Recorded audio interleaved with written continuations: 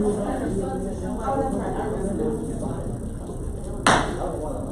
evening, everyone. The time is now 6 p.m. and the Spring Lake Board of Commissioners regular meeting is now called to order. I do ask that you silence your cell phones and please keep all sidebar conversations to the absolute minimum out of respect for the business of the town. I would like to invite Pastor Sappho to the podium to lead us in our Pledge of Allegiance and invocation. Please stand and join us if you choose to. I was going to ask, Madam Mayor, that you want it in that order, or can I put it in the right order? I'll defer to you. Amen. Let us pray. Father, we thank you for your loving kindness, your presence, your tender mercy, your grace, Lord. We're reminded of the scripture that you said through David, the Lord is my shepherd.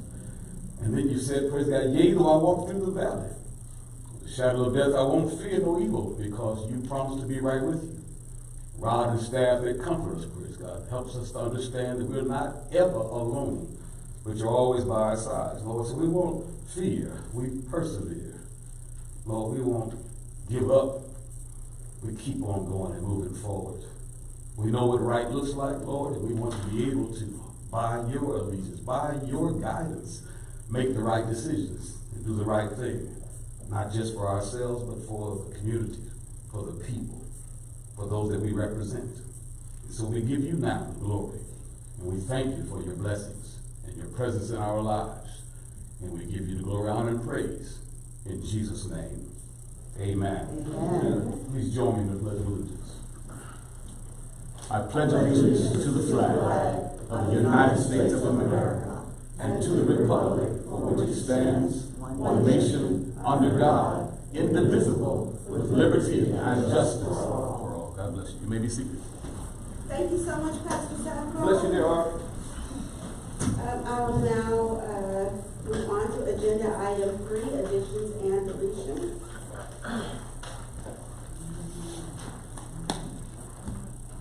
Madam Mayor, I'd like to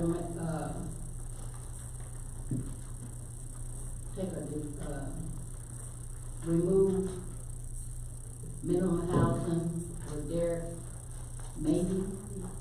Remove that from the agenda. Commissioner Jackson? I'd like to make a motion that we remove item E, William Black Elementary feasible study, from the agenda and move it to the next time. And so just for backstory, Derek will not be here because he is sick, and so we're unable to get a minimal housing update. And I didn't submit our Lillian Black feasibility paperwork. I was at ALC last week, so I missed it by a few hours. So we're going to push it back, and I appreciate the board saying, hey, you've given us a lot of information. Let us take some time to digest it. So we will discuss the information for Lillian Black at our upcoming meeting. I'm not interested in a motion to approve the agenda with said additions and deletions. Commissioner Cooper? So moved. Commissioner Jackson? Second. I didn't know if you had it, but your light was still on, so I just called. Any discussion? All in favor? Motion carries. And I would like to entertain a motion to approve our consent items, which are the draft minutes of the January 12th and February 9th regular meeting, draft minutes for the February 19th special meeting, and draft minutes for the February 23rd work session. Also, appointment to our Board of Adjustments for Eurasia Anderson and Deborah Clyde as an alternate. And we'd also like to approve or board support for the Spring Lake Easter egg hunt vendor fling hosted by a chamber for Greater Spring Lake. Commissioner Cooper? Yes, I'd like to approve that, but I'd also like to ask if any of the appointees, I see Deborah Clyde and Eurasia Anderson here. Thank you for stepping up to serve on the Board of Adjustments. So I would move to approve that. 2 seconds. Commissioner Jackson? I second that motion. Discussion. Is there anyone here from the Easter egg hunt? I would love for them to, because it's going to be a big deal. There's going to, and based on the flyer, there's about 50 vendors coming out to Main Street 70 vendors? 70 vendors. So this is going to be a big deal. I wish they were here, but hopefully we can get some more information on that. Mayor Perdue? Question. Yes. A young lady was here the last time, I think it was on there, and, as well as it was stated, why was it moved from Mendoza Park to Main Street, and we have such a big crowd of, vendors, and the area is a little bigger? Yeah, I am not sure. That's why I was trying to see if there's somebody in the audience to speak to this. And with the safety and the liability, and it's gonna be a big deal with 70 vendors, and it's the officers, and, I mean, who's? So I do know that they came before the Spring Lake, especially next team, which is comprised of streets, planning, police, fire, all the logistics that the town will provide, and the Spring Lake, especially next team, did approve this. Am I correct in saying this? That is correct. When was it approved? It was about a month ago. Yeah, I think about a month ago, 3 weeks ago. On which agenda, it should be in our minutes. No, so the special events team, So it was not approved by the board, Right. it was just approved by the special events team. They're asking you to approve it now. Right, that's what they come before the board. If they're expecting a crowd of 150 or more, then that takes board approval. And so that's why this is coming before the board now. Okay, and then normally, Mr. English, this is gonna be on Main Street, so you'll understand it's already been, approved. We used to have this at Mendoza Park. And, for liability purposes as well as using the employees, I think you should kind of, you should be aware of what's going on in that situation. Normally, we gotta get DOT, to close down our streets as well, and I don't know if they've already done that and everything of that nature, because this is all I have is that one thing. Yes, ma'am, it all went through the special events team, so they do all the approvals, they do the recommendations, and they do want to close Main Street, and so that's why that's why I have the agenda now for board support, for us to say yes or no, Thank you. going forward. All in favor? Did you, I'm sorry, do you need more time? I was just wondering why they moved it from Mendoza Park. We would have to ask organizers of it. Okay, so we'll have to ask. So I understand the motion again, all in favor? Motion carries. All right, we'll now move on to public comments. Again, each speaker is allotted a total of 3 minutes. The topics must be related to the town of Spring Lake.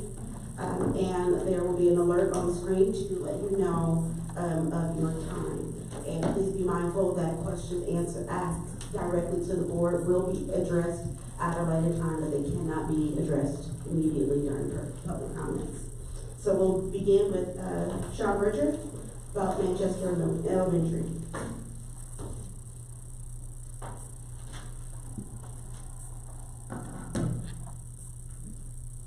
Good afternoon. I don't know if I can make this address more towards the people that are in attendance versus the people on the board.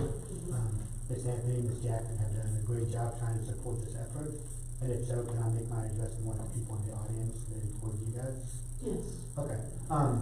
I'm not sure if anybody knows, but they have been they have saved Manchester Elementary School to be closed down. They cited a report that they submitted back in January from a research firm, and because of Manchester's, basically their enrollment rate and the age of the facility, they have stated to be one of the 3 schools they're going to shut down. With the shutdown in Manchester, that would mean the only school in the local area would be W.T. Brown, which technically does not belong to Spring Lake. What I'm asking for is that the people in the audience that have not been keeping up with this and with the parents that have not been, hearing what the parents have been talking about, also kind of step up and show support for Spring Lake. If we lose Manchester, we lose the only elementary school in Spring Lake. A lot of the issues that are going on with Manchester are from the Board of Education, their own doing.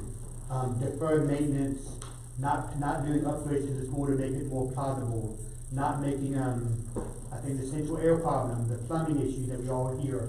These are things that the school board has essentially put upon Manchester, almost making it like scheduled to fail because they're wanting it to fail. the report they sent out is full of numbers that raise questions. There are some schools that have other scores than lower scores as far as the ground go. There are some that have a lower attendance, effective attendance rate, but they're not saying the school to shut down. What we want is we need community support from everybody here to basically protect our kids and our kids' schools. The report is just full of areas that it looks like they should pick and choose, and why they chose Manchester versus some of the other schools is a question that we need to bring up and we need to show community support for to protect our school. If we lose Manchester, all the kids at Manchester are going to have to go to W.T. Brown, if not other places. I don't know the exact enrollment rates, but it shouldn't be that we're going to be talking about busing our kids farther and further away to protect whatever interest that the school board had when they made that decision. So what I'm asking for is that tomorrow night they're going to have their district meeting. Anybody here that wants to sign a petition, I don't know if we've turned them in yet, that should to support our community. If we don't have an elementary school here, what does that say for our town? It's bad enough we don't have a high school. It's bad enough that the middle school that we have, they're letting the same thing happen to it, where the deferred maintenances and all that are not being held, and they're making it look like a school that they're wanting to shut down in 5 or 10 years. If we can't protect our elementary school, we can't even protect our middle school here down the road. Thank you so much. Next we have Deborah Pride, addressing concerns.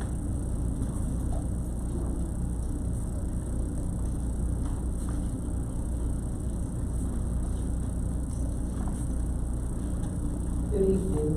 Good evening. My name's Deborah Black. I reside at 110 Martin Avenue, Martin Drive in Spring Lake. Because I only have 3 minutes, I'll be back next time because I decided to switch what I was going to say. I love the idea of having any Easter egg hunt, any event on Main Street. We want to revitalize Main Street. We need to let people know that Main Street is here, it's viable, it's usable, and we love it. So I thank everybody for that initiative. I'll be there. And I may seem a little tardy to the party, but better late than never. I want to remind people that the appearance of impropriety is as bad as impropriety itself. At the meeting on February 9th, 2026, an item was added to the agenda. The item was closed session for personnel action. While the meeting was in session, a gentleman was in the audience.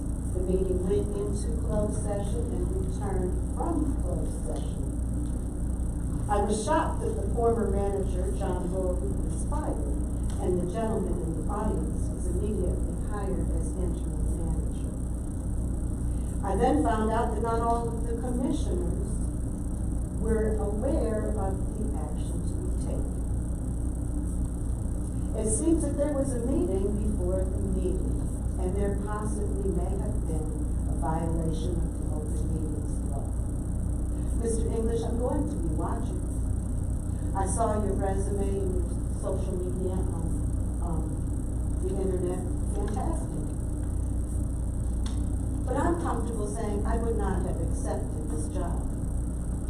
If I watched my potential employers hoodwink their colleagues in my face, I would not have taken the job.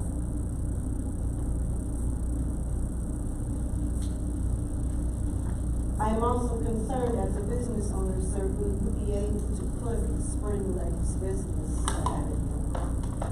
I thank you for your time and attention. Thank you, Ms. Clyde. We'll now move on to Andrika Rose. And her topic of concern is concerns. Sorry, I just.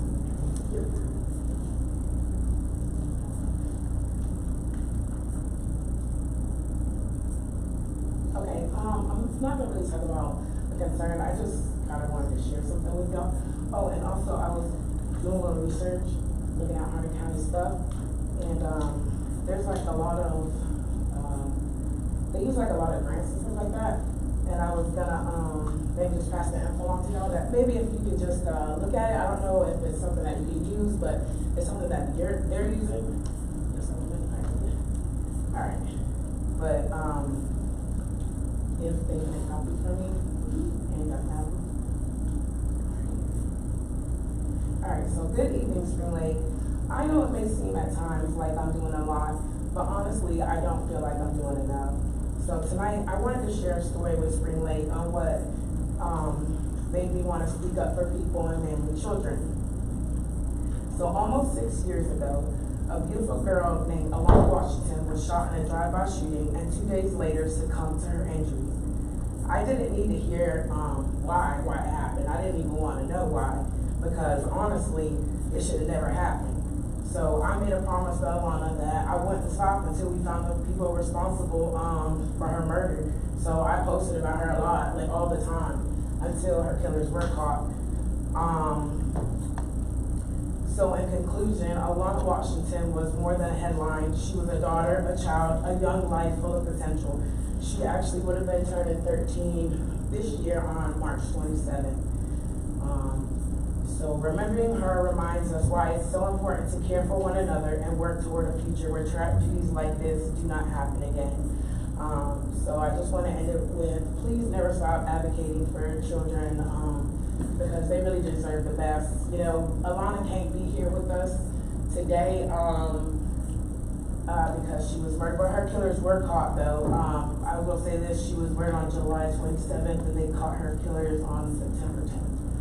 So it was 2 of them. So just please never stop advocating for children because we are their voice and they're our future. Thank you. Thank you for sharing that. Next is Faye Sanford. Topic of concerns. Praise the Lord, everybody. Hallelujah.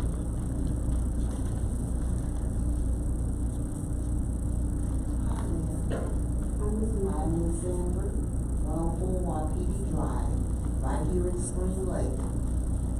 I've been here for quite a while, and I voiced my opinion about a lot of things, and I'm going to continue to do that. Now, we're talking about Spring Lake, we're talking about the school. When I got here, all the schools were working really good, and the teachers weren't getting paid enough money. And I know for a fact that they would buy clothes, shoes, socks for the children.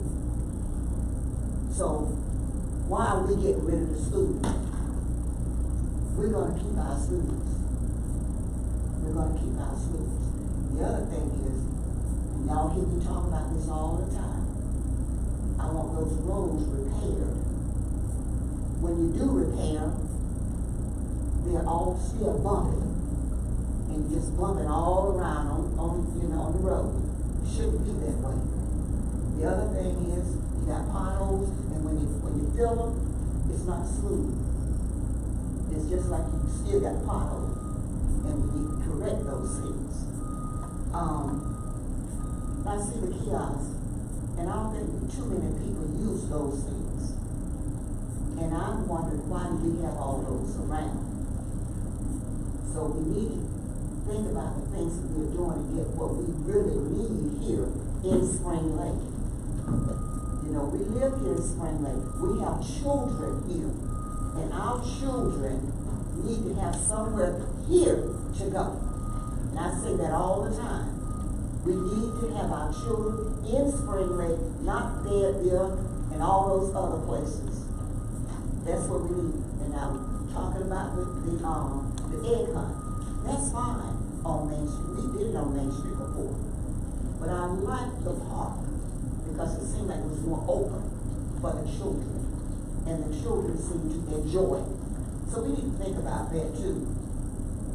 Now, on Main Street, we need to get that cleaned up. The other thing is, on 87, we got all kind of stuff on 87. Broke down things, broke down businesses They've been there since I've been here. And they all broke down. You got one where the guy got chickens and all that stuff. And you know, come on.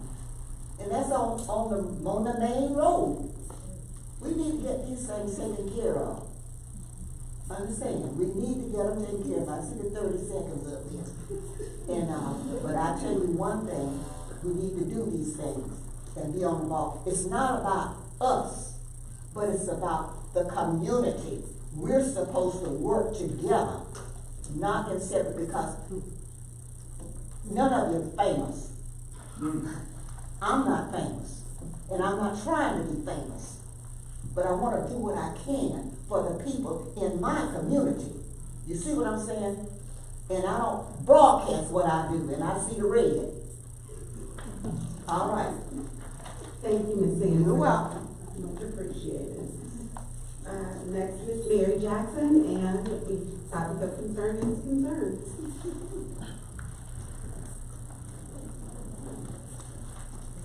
Good evening, Mayor, members of the Board of Commissioners. My name is Mary Jackson. I'm a resident of Spring Lake. I'm here tonight because the hiring of the town manager is one of the most important decisions that this board will ever make. The town manager is responsible for overseeing the daily operations of our government, supervising staff, managing the town finances, and carrying out policies established by this board. Because of that responsibility, the expectations of the resident is simple. The person hired must be clearly qualified for the job. Across North Carolina, most municipalities require their town managers to have significant experience in municipal administration, budgeting, personnel management, public sector leadership. Many have graduate degrees in public administration, years of senior management experience in local government.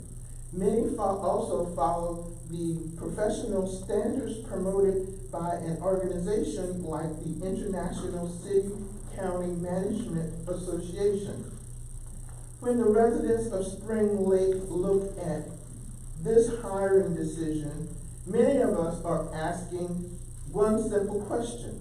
Where are the qualifications that justify this choice? Our town has already faced years of instability, leadership turnover, financial challenges. Because of that history, the citizens of this town expect a board to raise the standard of leadership, not lower it. This decision has raised serious concerns about whether qualification, experience are truly the priorities in this hiring process. This is not a personal criticism of any individual, it's just about accountability. The people sitting on the board are elected to protect the interests of the residents and taxpayers of Spring Lake. And when a decision of this magnitude is made, public desires transparency and clear explanation. Tonight, I respectfully ask the board 3 questions for the citizens of this town. First, what specific qualifications make this candidate more qualified, the most qualified person for the job? Second, how many applicants were considered and at what level of municipal management experience did these candidates have?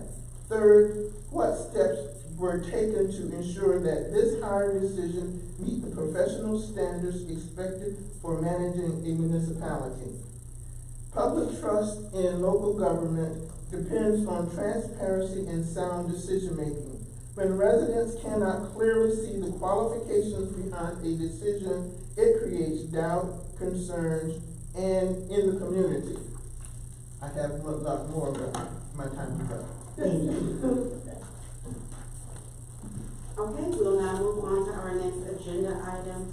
And before we move on, I would like to take a point of privilege to make sure that the community knows that yesterday, Commissioner Jackson and former Commissioner Roger Chadwick organized a meeting. This is the second meeting, I believe, in the initiative to address the community. And I'm sure she'll talk about more of that in her updates. But we were under a quorum, just so we know. I was given consensus to draft a letter on behalf of myself and the Board of Commissioners that we will send off to the Board of Education. We don't have any control over what they do as a school or as a school system, but we do have the power of the pen, and we do have a pulpit where we can openly address and stand firm together to let the community know that we are fully and firmly united in our decision to oppose this decision to close Manchester. And I'd like to read it. It's a little lengthy, but this is important. So it says, dear members of Cumberland County Board of Education, on behalf of the Mayor and the Board of Commissioners of the town of Spring Lake, we write to you to express our strong and unequivocal opposition to the proposed closure of Manchester Elementary School. We recognize that on February 9th, 2026, the board voted to begin the statutory process for possible closure of Manchester Elementary with reassignment of students to W.T. Brown, demolishing the existing building and transferring the property to Cumberland County for $1. We also recognize that this process is not yet complete under the North Carolina law. That is exactly why we are speaking now, clearly and forcefully, before any other irreversible decision is made that will do lasting harm to our town. For Spring Lake, this is simply not about one building, it is about a pattern. Our community has already watched the loss of Mayra Williams as a public school site. Then we watched Lillian Black Elementary close in 2022, with students being reassigned because of serious building deficiencies involving electrical systems, HVAC, roofing, and related facility problems. Now Manchester is on the chopping block. When viewed together, these decisions tell a troubling story. Spring Lake keeps losing schools, losing neighborhood anchors, and losing educational assets that other communities fight to preserve. If Manchester closes, Spring Lake will be left with only one remaining Cumberland County school, and that matters.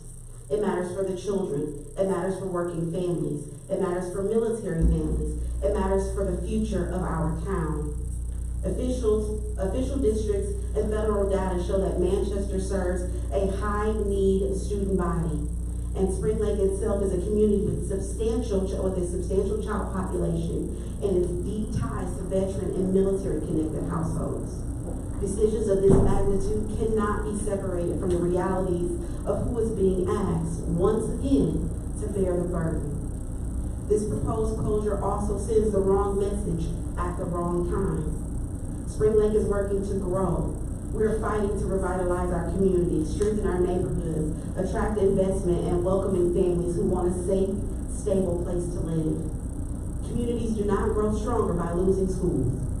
Families do not look at a town that has repeatedly lost neighborhood schools and say, that's where I want to put my roots down. National housing research confirms what local leaders already know from experience. Families care deeply about school access, school quality, and proximity to schools when deciding where to live. When a town loses school infrastructures, it does not just close classrooms. It loses competitiveness, confidence, and long-term momentum. We are also deeply concerned about the equity implications of this decision. Research shows that school closures disproportionately affect Black and lower income communities, and that majority Black schools are more likely to be closed than others.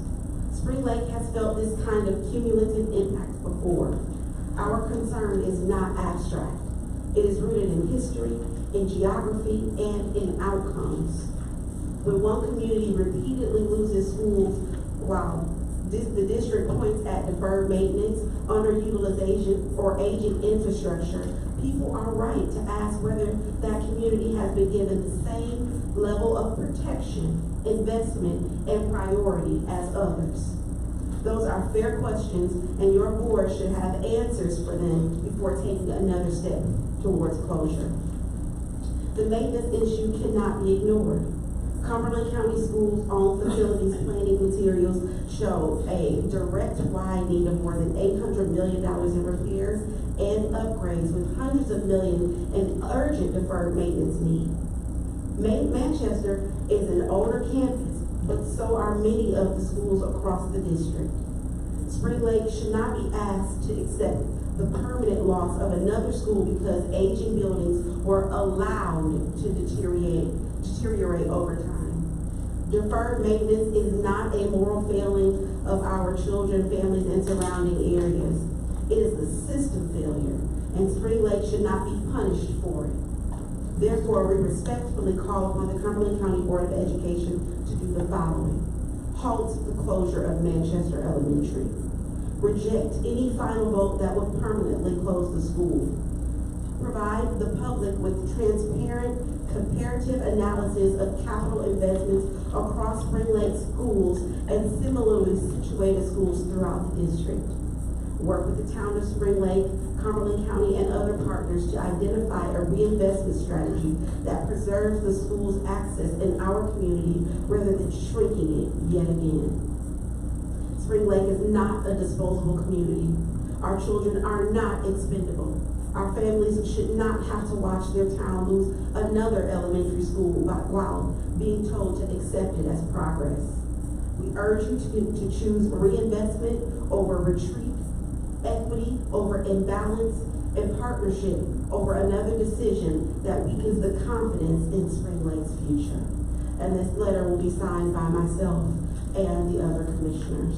So I wanted to make sure that you know that although we have no control over what happens in our school, we do have a voice. And you've got commissioners that are actively working to preserve our schools. We need your help. Amen. All right, now that I've got me fired up. Move on to taking care of our kids. Our first presentation is one that I always love, and this is the recognition of championships.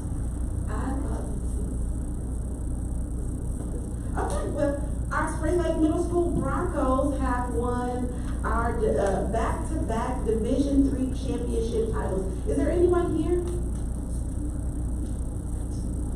So I'll go ahead and read this, and we're going to present on behalf of the town of Spring Lake a certificate of achievement to Spring Lake Middle School Broncos. Yes, go Broncos. In recognition of your outstanding achievement and exceptional teamwork in earning back-to-back Division III championship titles. Your dedication, discipline, sportsmanship, and commitment to excellence have brought a great pride to your school and the town of Spring Lake community. This remarkable accomplishment reflects the hard work of the student athletes, coaches, and supporters who exemplify what it means to compete with heart, integrity, and perseverance. Dated the 9th day of March 2026. Congratulations to our Spring Lake Middle School Broncos. Mayor, I'll say that on behalf, I'm the Spring Lake Family Ambassador for Spring Lake Middle I'll School. give this to you. Awesome, thank you. You know,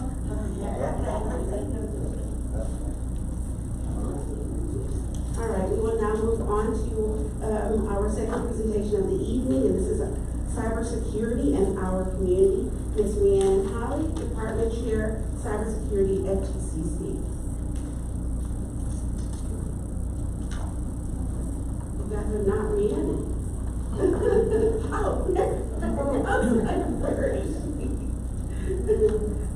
well, thank you, and that's our chief.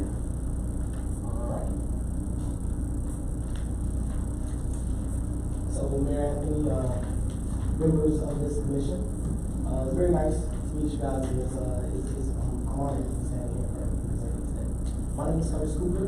Behind me, I have Shazia, Alex, and John. Together we make up the Cyber Safety Community Team, and we're operating under Carolina Cyber Network.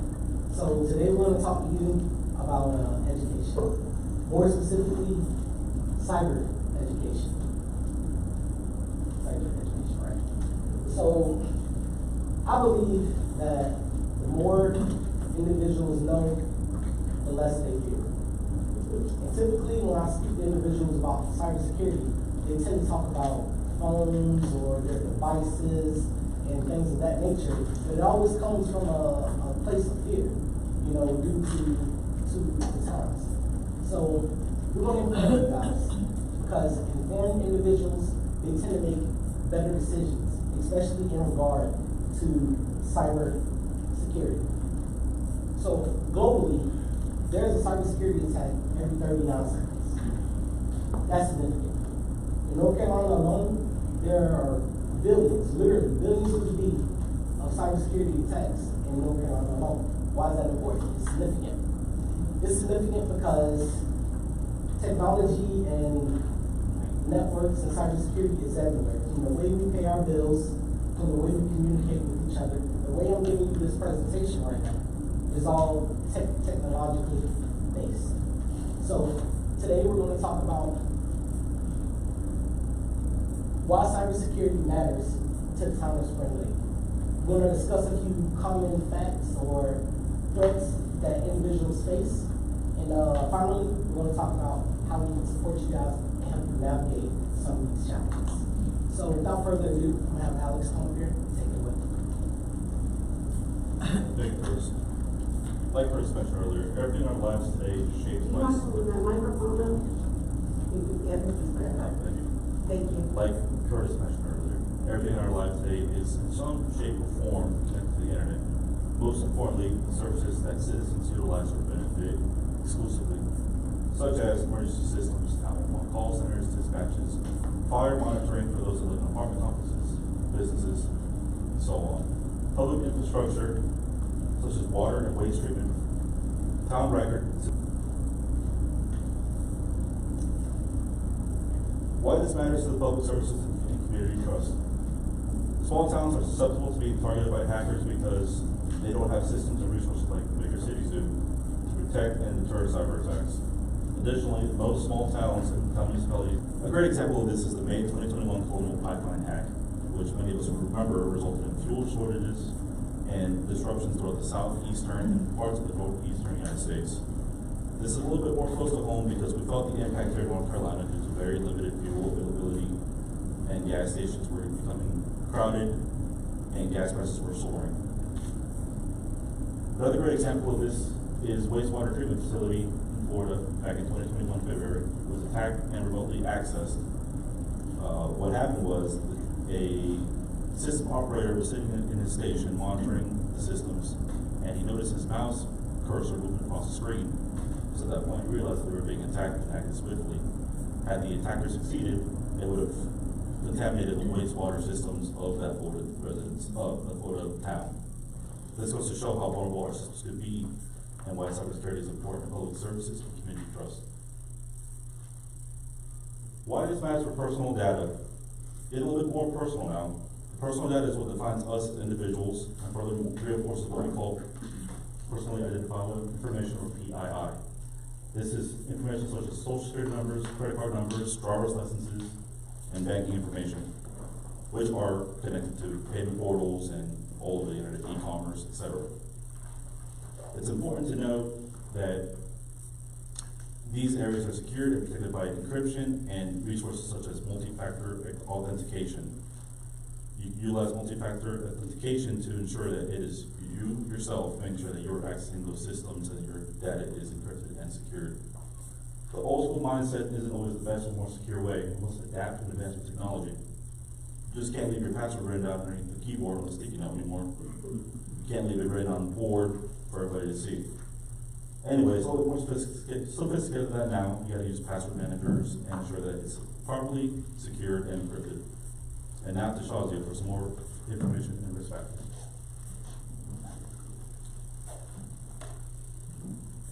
Good evening, everyone. Myself Shazia Patel. We'll see common channels that may lead us to security risk. Continuously, we use convenient online portals. That portals may lead us to security risk. And we pay utility bills online. Our public records are online. and our communication services are online as well as our tech systems are online. There's a question. Is this a responsibility of a IT security person to take care of this security of our services, or it is as well as our job to take care of some security at our level? Is that rhetorical? So, for example, we are a car manufacturer. They manufacture the car, but we are the one who are using it, driving it. So we should take care of its safety and security. And the common risk we'll see.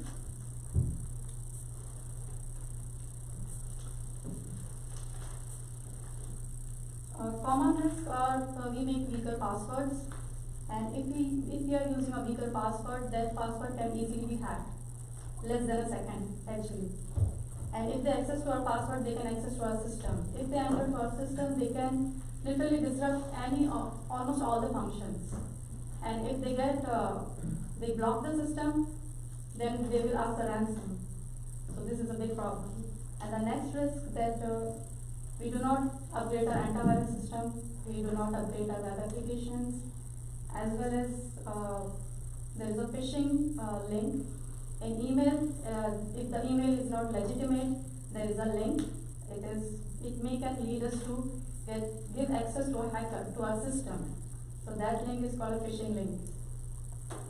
And one more thing that we do not make ourselves aware of the cybersecurity. There are many online trainings are available, so we can access that. Once we'll see what are the problems we can face if the attacker get access to our system. They can eventually disrupt all the services. We cannot access to our emergency call as well, 911, and our water and utility services can be disrupted.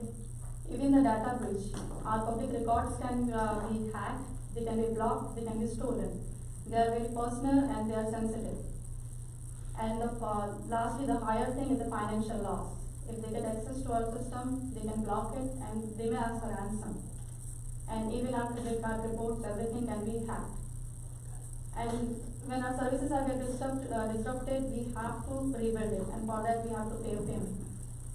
John will continue.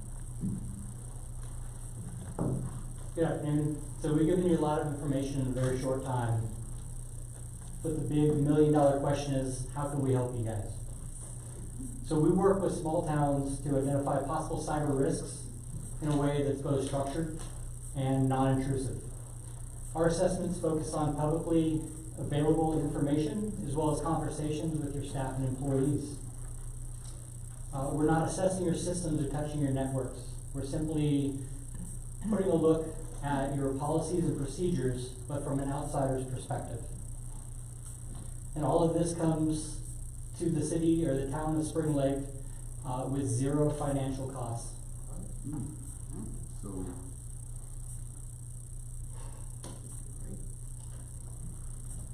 So when we look at cyber risks, we look across the community with a broad view, not specifically a specific department or an office. This can include public safety services, town governments, and critical infrastructure such as your water or your waste departments. Previously, we've worked with the Cumberland Road Volunteer Fire Department, the town of Hope Mills, as well as the Mid-Carolina Council of Governments. It's a tongue twister. Bringing both awareness and lessening risks across the greater Sand Hills region. So the bread and butter, our follow-on training. Another benefit of this free service is helping people understand what basic cyber safety is. After our assessment, we can provide simple cybersecurity awareness training that is aimed at our non-technical users. This training covers things such as recognizing phishing emails, how to generate strong, secure passwords, as well as common online scams. We also like to place a special focus on our older residents, who are too often the targets of these online scammers. So our goal is simple: to bring small improvements in awareness while increasing the cybersecurity posture of the entire community. Curtis? All right. Curtis is back. All right, so a lot of times these devices and these networks we utilize, they're for convenience, right? But when you get them, you usually get instructions on how to use them, how to set them up, but there's never a list of inherent risks, right? No one ever gives you a list of vulnerabilities, and they really tell you that, you know, with this comes these risks, right? So in North Carolina alone, I believe North Carolinians, they accounted for $234 million of damages due to cybersecurity risk. That's pretty significant. So if I believe you guys with anything, it's an acronym. It's called EARN. So identify, report, and mitigate. When you identify things, you're really going to be cognizant of nefarious actors and their tactics, right? Click this, click that, the spam emails you get, you know, don't be a victim, because it's really a crime of opportunity. If you give them the opportunity, they will steal it, right? You want to report it. So not everyone is a cybersecurity expert, right? I don't know if you guys have a security manager. When you come across these things, if you get that weird feeling like, oh, what did I just do, or something happened, report it. You can either report it to your security manager or someone who's more informed than you are that can potentially help you through that situation. And last but not least, you like mitigate. So along with mitigation, it just comes education, and it brings me back to that informed thing, right? You don't know what to look for, right? So if you know what to look for, you can avoid it. And like I said when I started, informed individuals make better decisions. So a few of these things, cyber safe communities, we can help you with. We can help you navigate some of these challenges if you wish. So with that being said, I'd like to conclude. Are there any questions, any concerns, any comments? Any members of the board or the community would like to have? So first, thank you guys for doing this. So this was championed by Mayor Bellflower in Hope Mills, who decided and said you have to bring in FTCC cybersecurity team to address the potential weaknesses in your cybersecurity protections. I also had a chance to sit down with Dr. Sherles and Rand and to really have them explain how necessary this is.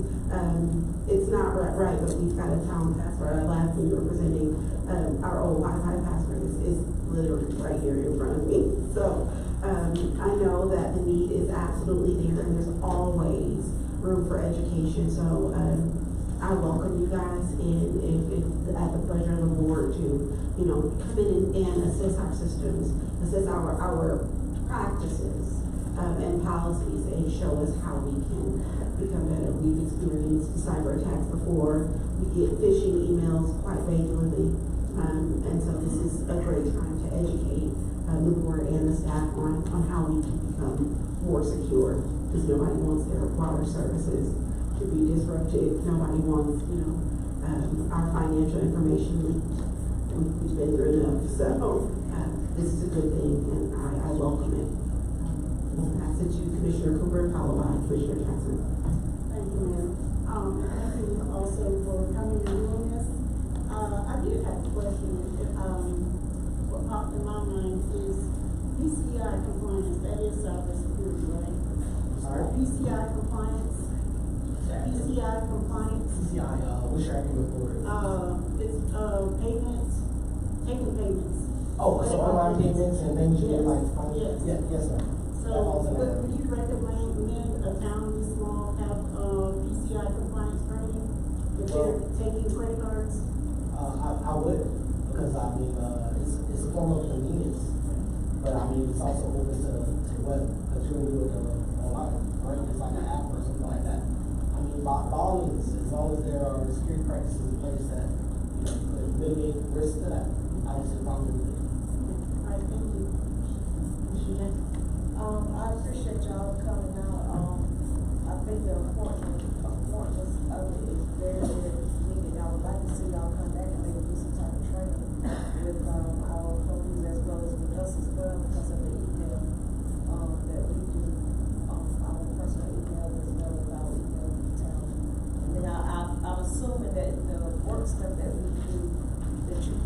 also apply to our personal, right? That's right, absolutely. So you get 2 for 1. Absolutely. Well, if the board is okay, what we can do is instruct them to reach out to, Zach through our manager to go ahead and, begin the process to bring them in to address our systems. Member? Do you work with the IT that we have on staff here as well? I've never met them, but I'm hoping to. Right, I'm saying if you're gonna be doing this, and it's our IT, and that's what you want me. Yes, sir. Okay. Thank you. Please. Mayor and board, I'm Randy Holly, I'm the Cybersecurity Department Chair at Fayetteville Technical Community College, and I just wanted to step in regard to that question. As students, they are working as part of CyberSafe, and that is overseen by full-time faculty, including myself, and Scott McCosh, who is a military and veterans coordinator at Fayetteville Tech. So if we were to perform any training, yes, it would be working directly with any IT personnel that you currently have, overseen on the curriculum and student side by myself. That there would be full transparency for anything that is, any actions that have been taken, as well as the entire process therein. Thank you. I absolutely adore the fact that we can work with our community partners to help strengthen the workforce that can potentially come back and be a part of what's happening here in Spring Lake. So thank you. If there are no further questions from the board, we appreciate what you've done. Thank you. Please reach out to our manager for next steps. I forgot that fast you guys were students. That's awesome. All right, we'll now move on to agenda item 7C, our system development fees. Mr. Honeycutt, and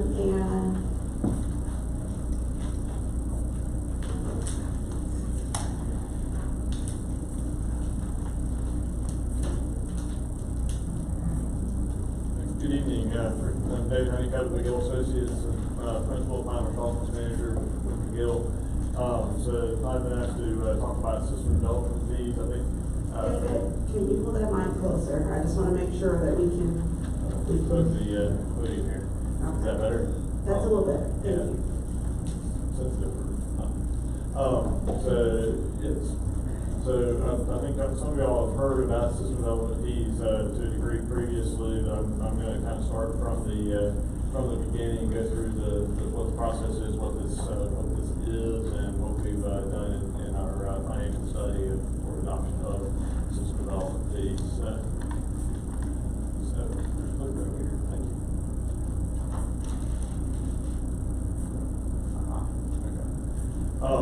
So just a brief overview of what a system development fee is. This was initiated in 2017 through House Bill 436 that basically addressed or lined up a process with which the town could review potential for what has previously been considered a capacity charge or system development fee within the system. So the intention of that is to allow the town to charge new development for use of the existing utilities, the existing infrastructure that you have in place. That in general, over time, over years, that infrastructure has been paid for through your existing customers. That if somebody new is coming home board and is utilizing that system, that they are taking advantage of or beginning to utilize something that has been paid for and previously by your existing customers. So I want to be clear that this is something that is only applicable to new customers. It applies to that the SDF Act, the regulation requires that to apply to subdivision plan, construction of structural change that increases your service needs. You've got existing business there, they're changing use, adding seats to a restaurant, going from one type of business to another. They can apply to those types of that might have an increase in their demand on the water and sewer systems, and then any use of land which increases that service need. So it's not applicable to customers, doesn't affect existing single family homes, et cetera, with the system. And the idea here is to provide a mechanism where growth pays for growth, that allows you to collect funds to work towards, to be utilized to serve these new developments as they come into Spring Lake. So the calculation is set up to be calculated on a service unit basis, and that's typically defined as the level of demand associated with a typical residential unit. So looking at a standard equivalent residential unit, or use the term we use there as being a 3-bedroom home. So I'll talk about later that it goes to the flows that are associated with the gallons coming from a typical home are used as a basis, and then that is compared to other types of development, so a laundromat, a restaurant, etc. What flows would typically come with those, are they compared to those residential flows to come up with a fee associated with that type of use. So this is up to local discretion. The report that I'll show you here is a cost justified calculation of what your potential charge for system development fees are.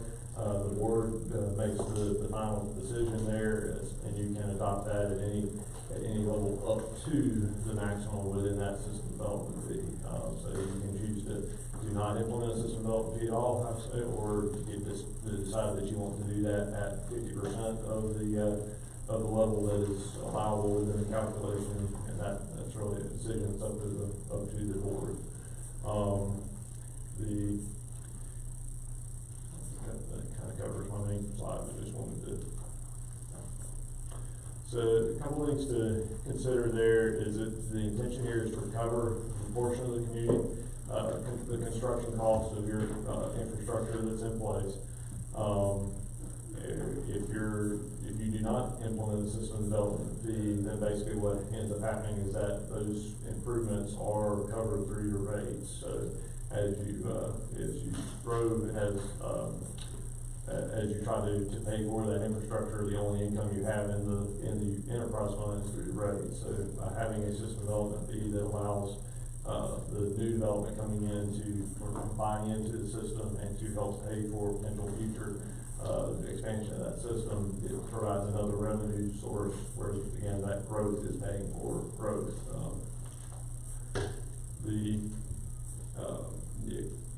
So I've mentioned already, there are the regulations within this are relatively specific, outlines of a specific process and methodology. There are a couple of options within that methodology, but it's generally and has to be cost justified. So previously, before this legislation was enacted, a lot of communities had these types of fees, but it was a wide variety of methodologies being implemented and how they were determined. So there were challenges to that, and the state basically implemented this regulation to help define that process and make sure everybody was utilizing a similar methodology to justify what was appropriate for a system development fee or capacity-based charge.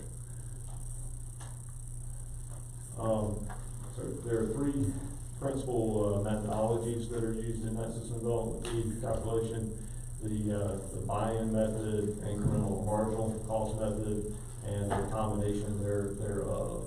So within Spring Lake, the calculation here is based on the buy-in method. The reason that we've utilized that method is that the growth within the system and the current capital improvements plan does not include any capacity-based growth projects. I know we have a significant need in capital improvements, but those are capital improvements that are rehabilitating your existing system. They're not places where we're recommending larger pipe to replace existing pipe that's past its useful life. Similarly, capacity of the wastewater plant, capacity on our water system are currently not projected to exceed the available capacity that's within the planning period. So the capital projects there, that are future projects right now are not available or don't qualify to be calculated into a incremental or marginal cost method, whereas if you were looking for a expansion of the wastewater treatment plant and you had a $50 million budget that you knew you were gonna have to pay for that in the next 5 years, that would go into the calculation to say, and to start preparing for that as people that are coming on board now will be utilizing that capacity in the future. So again, what we've utilized as a buy-in method, it looks at your existing infrastructure, it looks at the useful life remaining in that infrastructure, and it applies depreciation factors, which work with town staff and looking at those items to come up with values. I'll go through a lot of detail within this, but there's two primary, within the water system, your two primary assets are water source pumping storage components that are a value remaining $1,452,000. And then water transmission infrastructure, which is your larger water mains. This is not your 6-inch water mains on an individual street, but it's primarily 12-inch and larger water mains that are serving a significant portion of town, that are a capacity for that serves a significant portion of the community, rather than dedicated to individual homes that might that are only served by that line. And that looks at, the next part for that looks at your outstanding debt, the part of that, that infrastructure that you're still paying for, that's being paid for through rates already. And then also, looks at, so then takes that to a net system value, you look at your capacity, and that basically takes down to a cost per gallon per day. Similarly on the sewer side, the sewer treatment facility has a residual eligible value of over $5 million. Collection system within sewer is at $2.8 million there. You also have about $1 million, a little over $1 million of debt outstanding associated with the sewer system. And then that calculates down to $4.58 per gallon per day of capacity remaining in the sewer system. So what the result of the cost justified analysis is that for a single family home or equivalent residential unit, or you would have a customer paying about 400 gallons per day on the water side, and 225 gallons per day for sewer, and the net cost for equivalent residential unit is $1,787. That is, if you were to have a single family, if you adopted that level, a single family home that's being built on a empty lot, that fee would be the appropriate fee to assess, as that value is being utilized for the system. That is the last slide that I had in here, but I wanted to expand on that a little bit, and just the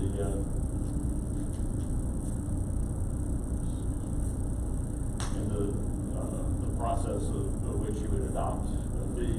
So and we've completed a professional analysis. The next steps within that process, if you are to want to pursue the adoption of system development fee, is to seek public input. That is typically done via posting this on your website, and it needs to be available for 45 days with an allowance for people to make comments on it during that 45-day period. Then hold a public hearing. We address any comments that are received need to be addressed within the study, and by Gil has completed the study. And at that point, after you hold that public hearing and receive feedback, then the board makes the election as to how you want to proceed. Again, anywhere from just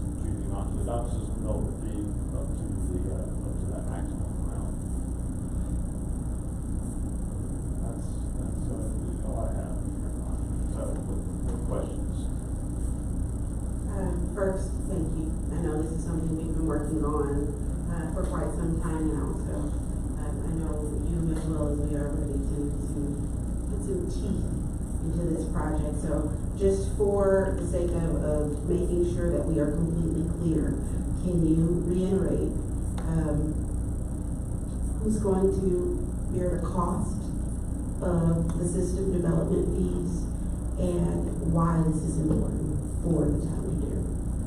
And this is only applicable to new developments, so it would apply to areas that are being redeveloped with a new use on an existing parcel, or when you extend sewer service, water service to new developments, that it applies at that level. It's calculated, it can be, it's typically implemented in a couple different details at exactly when that can be collected, but it's typically implemented at the point of a building permit, when you commit service to that entity, is when you collect it. Again, it's only new development. And again, the impact that these fees are going to have on the town's budget.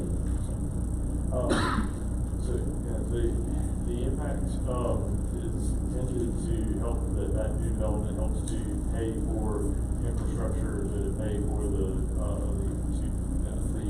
work that's been put into the infrastructure thus far, and for future infrastructure maintained for that within the capital project. So, as far as the actual impacts to your rates is not something that I can address, so that heavily depends on how much development that you see. If you are seeing significant interest in coming into the town, and those system development is going to be higher, help to get that in place more quickly as they're do not see development in those collecting line. Mr. Porter?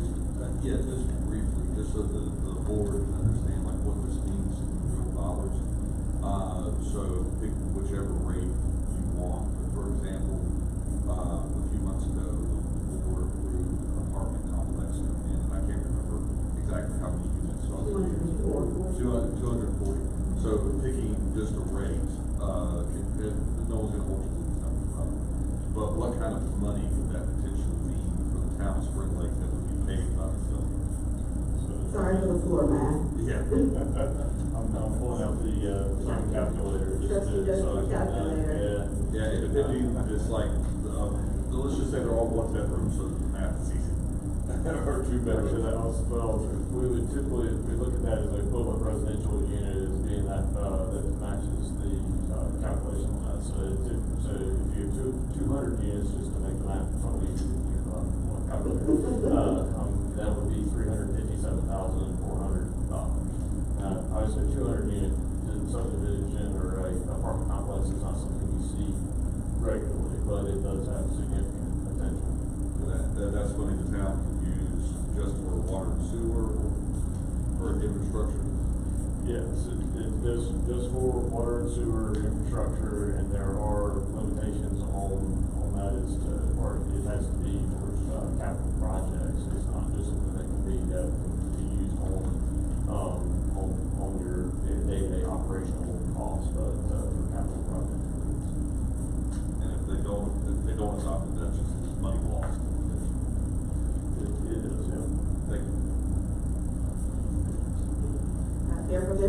Thank you, Madam Mayor. Mr. Porter, that was a question I was going to ask you, the dollar amount.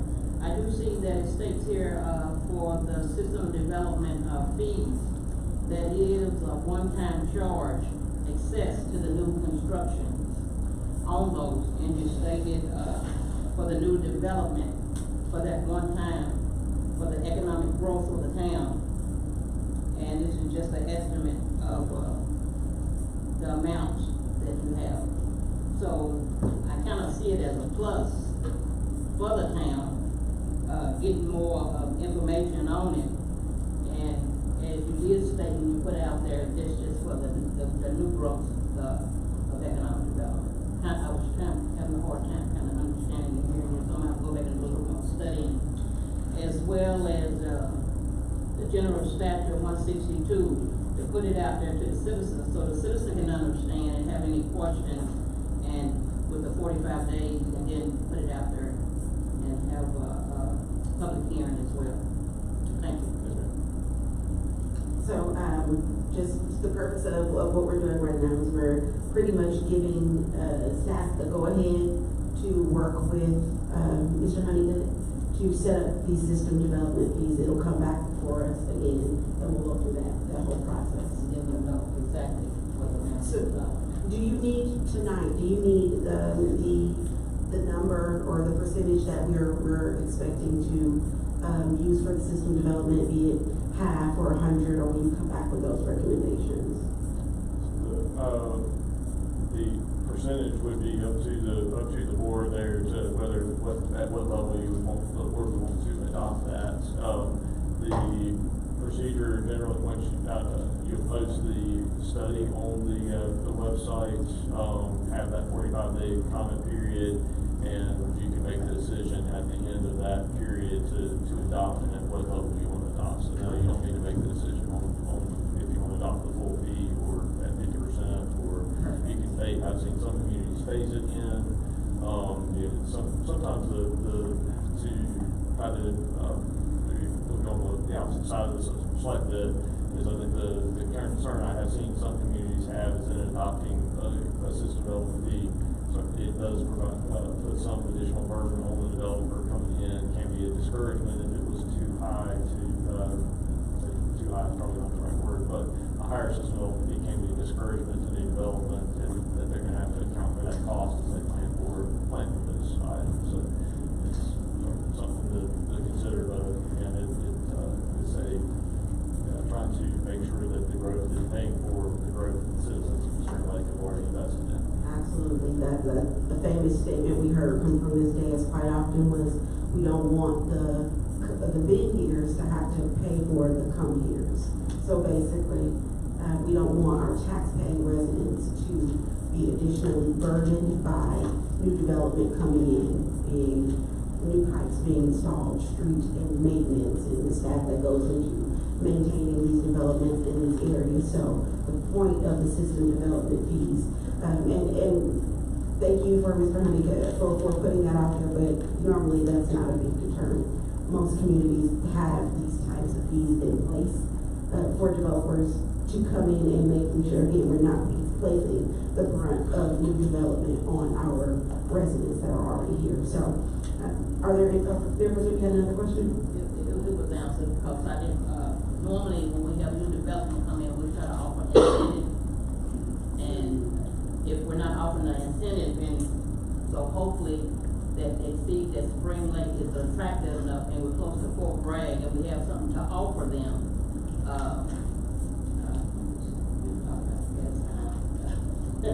And that is something to offer, but I will get to that.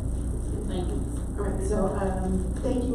If there are any further questions from the board, I'll entertain a motion for staff to give their consent to start the process for these system development fees. And again, they'll bring the information back to us.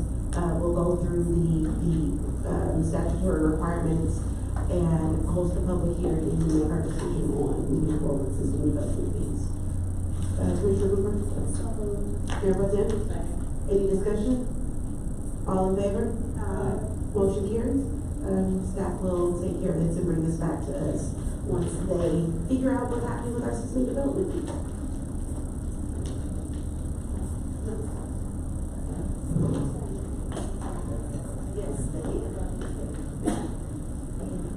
All right, we'll now move on to agenda item.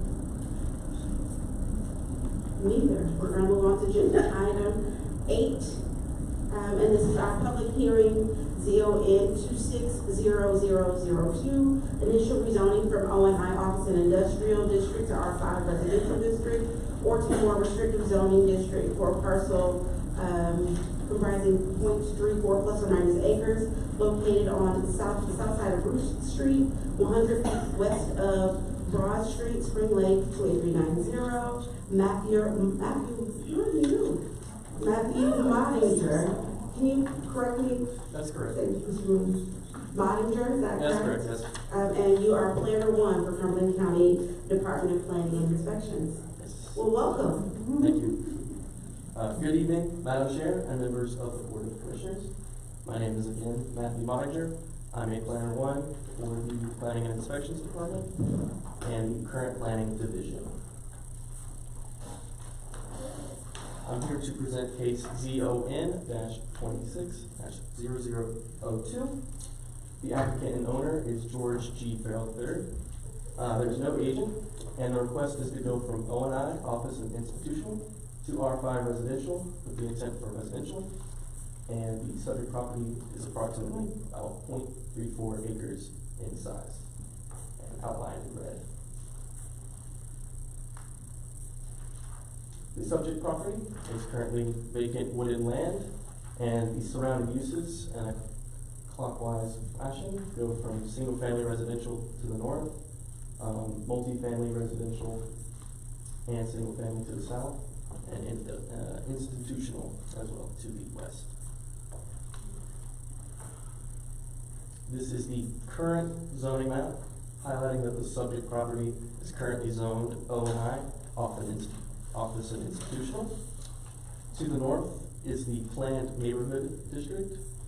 To the east is the O&I. To the south is R6A and R6. Fort Bragg Military Reservation is off to the southwest. And O&I is directly to the west. I'd also like to note that R5 is directly abutting the property. This is the aerial imagery of the subject property, highlighting that it is currently wooded land. Additionally, there is single-family homes to the north, to the directly adjacent to the property, and to the west is the Spring Lake Recreation Center and its parking lot. This is the hydric soils and hydric inclusion soils map. There are no presence of hydric soils or hydric inclusion soils. There is the Spring Lake water line that is currently abutting the property along Ruth Street, as well as Spring Lake sewer lines that are in close proximity. This is the contours map showing that the subject property is very relatively flat. This is the Spring Lake area land use plan that the subject property falls under high density residential, and the high density residential development goals are as outlined below. And the request to go from O&I to R5 is consistent with the adopted land use plan. This is the subject property standing on Ruth Street, the south view looking directly at it. This is a west view of Ruth Street with the subject property located on the left.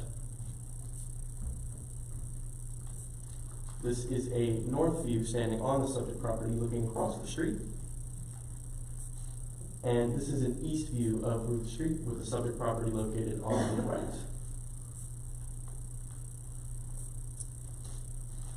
Both staff and the Joint Planning Board find that this request to rezone from O&I office and institutional to R5 residential is consistent with the adopted land use plan and is reasonable and within the public interest as it is in compatibility and with harmony in the surrounding land use.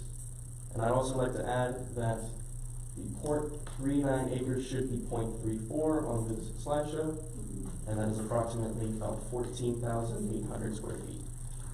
If you have any questions, I'll be happy to answer them. Commissioner Jackson? Okay, I may sound crazy, but I'm going to ask for clarity. So you want to change it from where people can put offices and stuff there to housing?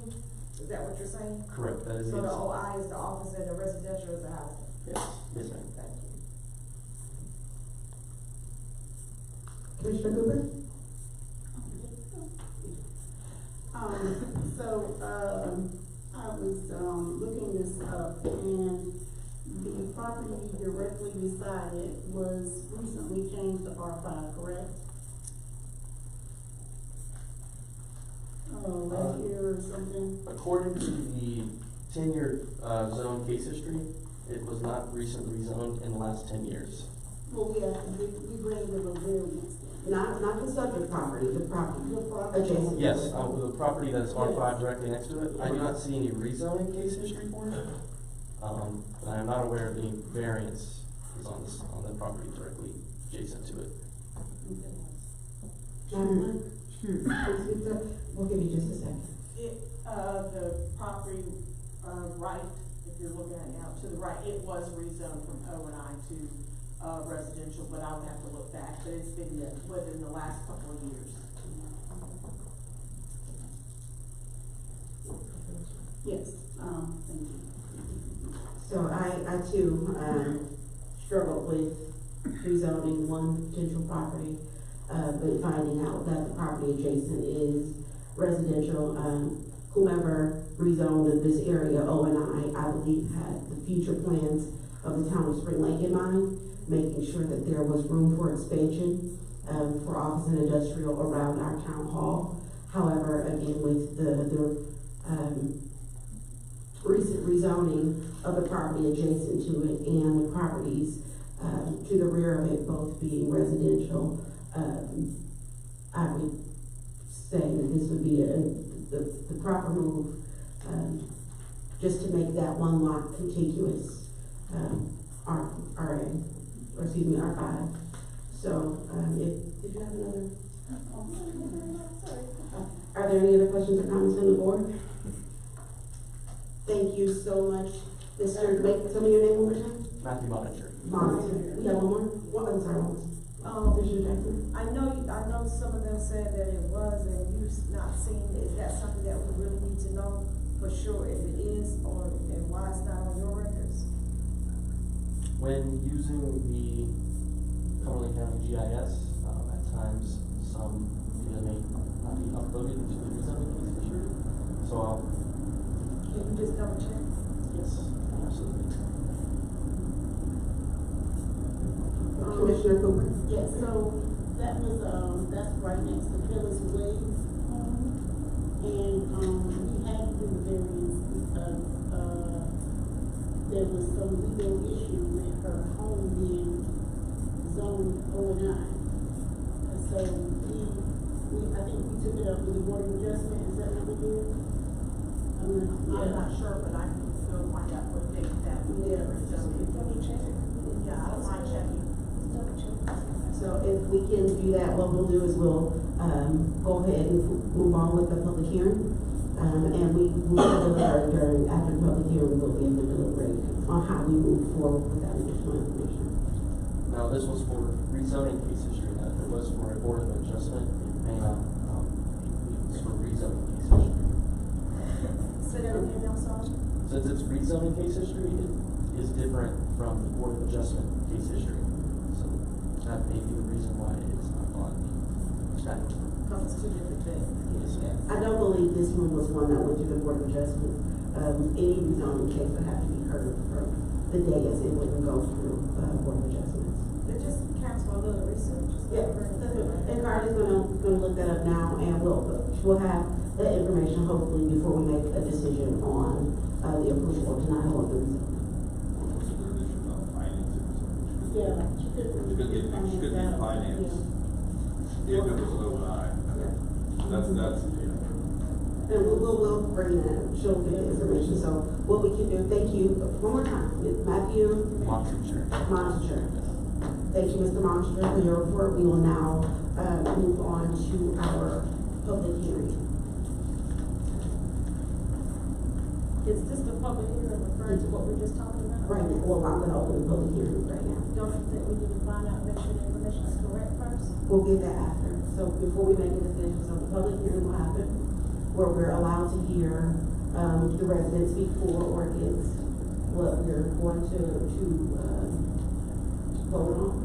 The next agenda item will be the actual vote, so before we go on approving what the information we hear in the public hearing, the next agenda item, hopefully Carly will have that information, and then we can make a decision. If she doesn't have the information, you guys wanna hold off, then we can do that as well. I like to table it, so we get more clarification, understanding, the same, because right now we're picking in, I understand, and she said maybe, and she think it is, or maybe 2 years ago it didn't make sense. So I need more clarification instead of just making them, that's how I like to do it. we've got to have a public hearing. Right. Right, public hearing is fine. Yeah. Okay, so we'll go ahead and move on. I now declare this public hearing, in order. I will call for, anyone to speak in favor of this agenda, or this, public hearing. Is there anyone, you want to speak in favor of it? Please approach the podium, state your name and address for the record. My name is George Farrell, on the property that we're discussing. That property was rezoned within the last 2 to 3 years. I talked to the property owner before I ever decided to do it. And, I tried to get with the town over the last decade to see if the town had any interest in the property. No interest whatsoever, so that's the reason I'm trying to get it rezoned. I pay property taxes on it for probably the last 40 years. So you have office, so when you say, so you own the land, so right now it's zoned for offices. And being that you're not having any of there, you're paying taxes for basically just sitting. Yeah, just yes. And the town spent a decade or longer rezoned it for O&I. We never were notified. They just did it.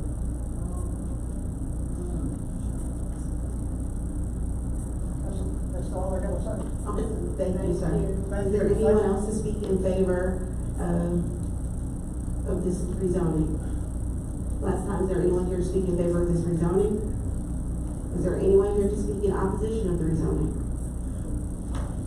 Is there anyone here to speak in opposition of the rezoning? Last time. Is there anyone here to speak in opposition of the rezoning? Please approach the podium. And this is directly related to the public hearing and the rezoning of that. Yes. I do feel like, Abby said this, the town should do something with that property at Fort O&I goes, because that is right next to the center, and getting it off of there would allow the expansion of the town center. So are you speaking in favor or in opposition? Against it being redone, because I feel like the city should try to get that, because if otherwise that whole area is cut off. And the expansion, we could not expand our town hall or our rec center for the youth. I do feel like if it stayed that way without it being redone, the city could try to find a way to pick it up. So that we can expand upon, like you said, they checked O&I because they wanted some expansion, but the expansion never happened. If it goes away from O&I, then obviously the expansion can happen. Now it's locked into being all 5 residents, all that in the area. Versus state O&I, where the rec center can be expanded on to include other stuff. So I would be in opposition for it because I would hope that the city could try to get it to expand upon the rec center that's right there next to it. Thank you. Is there anyone else to speak in opposition of this rezoning? Hearing none, I now declare this public hearing closed. And we will move on if there's any other. Were you able to? Yes. We'll take comments from Madam Clerk. Thank you, Mayor. It was, 201 Retreat was rezoned June 10th, 2024, case number zone 24-0603. So it was rezoned here recently. Thank you. Does that answer your question? Okay. We will now move on to agenda item 9A, and this is zoning 26-0002, initial rezoning from O&I Office and Industrial District to R5 Residential District or more restricted zoning district for parcel comprising 3.34 plus or minus acres located on the south side of Ruth Street, 100 feet west of Broad Street, Spring Lake, North Carolina, 28390. I'll now entertain that motion. Or if there's any questions, we can go ahead and take those at this time. I just have a question. Yes, So, Commissioner Jackson? the one that she just talked about, so it was an OI, but now it's a residential. Right, we So- rezoned it in 24. So the rezoning case happened because she was unable to get financing for her home with the rezoning. I'm not sure when all of this rezoning happened. That's far before, I believe, any of our time. So with that, mandate being on her property, she wasn't able to move forward with taking care of her personal business. And to keep it, this parcel, I would probably interfere with her as well too. No, so it's a separate parcel. Okay. So her lot is fine, it's just that open lot right next to it that he was trying to get rezoned to residential so that potentially a home could be built there, yeah, versus leaving it open for, and it's not specifically for town business, this is for commercial business, so any commercial owner could purchase that lot and build some sort of commercial entity there. So it's not just for the town to take on and expand the rec center or whatever, but that is a potential for this area. And noting that all of the areas outside of the apartment buildings, the gray apartment buildings over there, and the two houses that are directly abutting or I think this is something, I'm sorry for that, you guys know, that house is residential right next to, and everything else around that, on Root Street is office and industrial. Outside of the one exception we had to make for that lot. That's the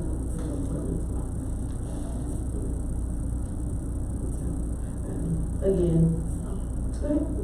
I need to kind of catch up, you said on Root Street and everything. Can you bring the pictures back up for Years the ago, location? the Spring Lake overlay, that was what's supposed to build or whatever. So, well, I know what you said is commercials and residential. I just know of the Spring Lake overlay that there was not any, supposed to be commercial or the residential. It's residential, you're talking about from Main Street, the Main Street overlay district, so putting mixed use on Main Street with the overlay district. So this one is for Main Street. Yeah. But, again, I said before, whenever this was written, I know the dates on when the original rezoning was set. Again, the area all around us is office and industrial, but we made the exception for a resident that was already in that home. Any other questions? So, I'll entertain a motion to approve or deny the rezoning request from ONI, office and industrial, to R5 residential or more restrictive zoning district. Commissioner Jackson, I don't know if your light was on for the motion. No, but I'll make it. I'll make a motion that we approve the rezoning of the parcel. Commissioner Cooper. Second. Mr. Richards, did you have discussion or you say? Any discussion? All in favor? The motion carries to approve the rezoning from ONI to R5 residential. We'll now move on to administering the oath of office to our interim town manager, Mr. Dennis English. All right, if you give me 2 seconds to sort through these thousands of papers I got, I will find the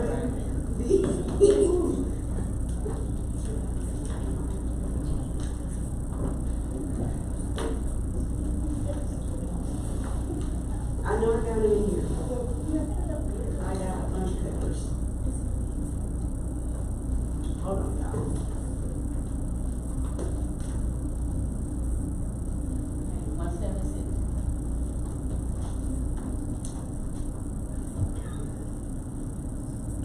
It's in here somewhere.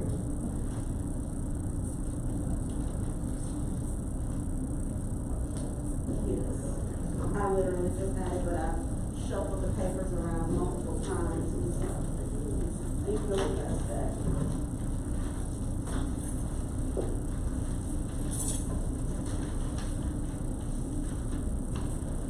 These board packets get a little intense sometimes. I got it. Thank you. Awesome. Okay. We will now administer the oath of office to everybody finding them now.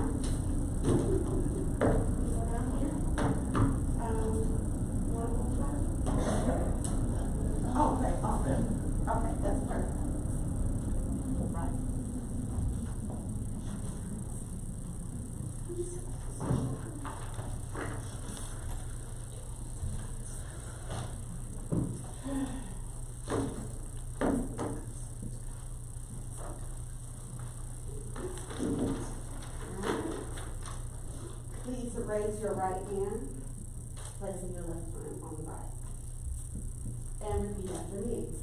I, Dennis English Jr. I, Dennis English Jr. do solemnly swear do solemnly swear that I will support and maintain that I will support and maintain the Constitution and laws the Constitution and laws of the United States of the United States and the Constitution and laws and the Constitution and of laws North Carolina, of North Carolina, not inconsistent therewith, not inconsistent therewith, and that I will faithfully discharge and I will faithfully discharge the duties of my office the duties of my office as interim town manager as interim town manager for the town of Spring Lake, North Carolina, Spring Lake, North Carolina, and that I will not allow and I will not allow my actions as interim town manager my actions as interim town manager to be influenced by personal or political friendships or political friendships or obligations, or obligations. so help me God. So help me God. Welcome to the team, sir. Thank you. All right. Thank you. Appreciate Thank it. you. And we can have words if you like. Okay, can you do it for the seat? You got your own mic.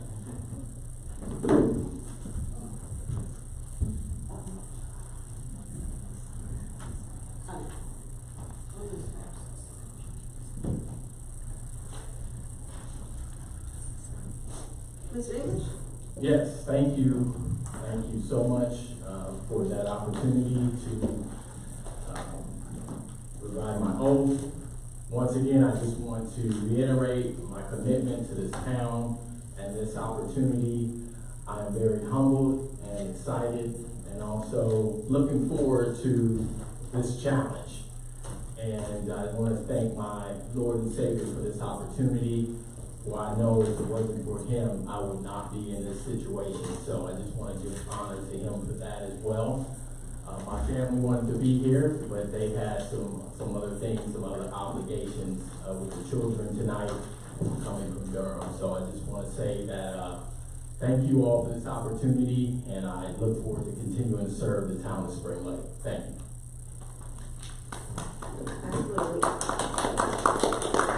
can definitely say Mr. English has been drinking from a fire hose, but I am proud to say that he's doing as best as he can in this position, and I can clearly see that. So, Thank you, Madam Mayor.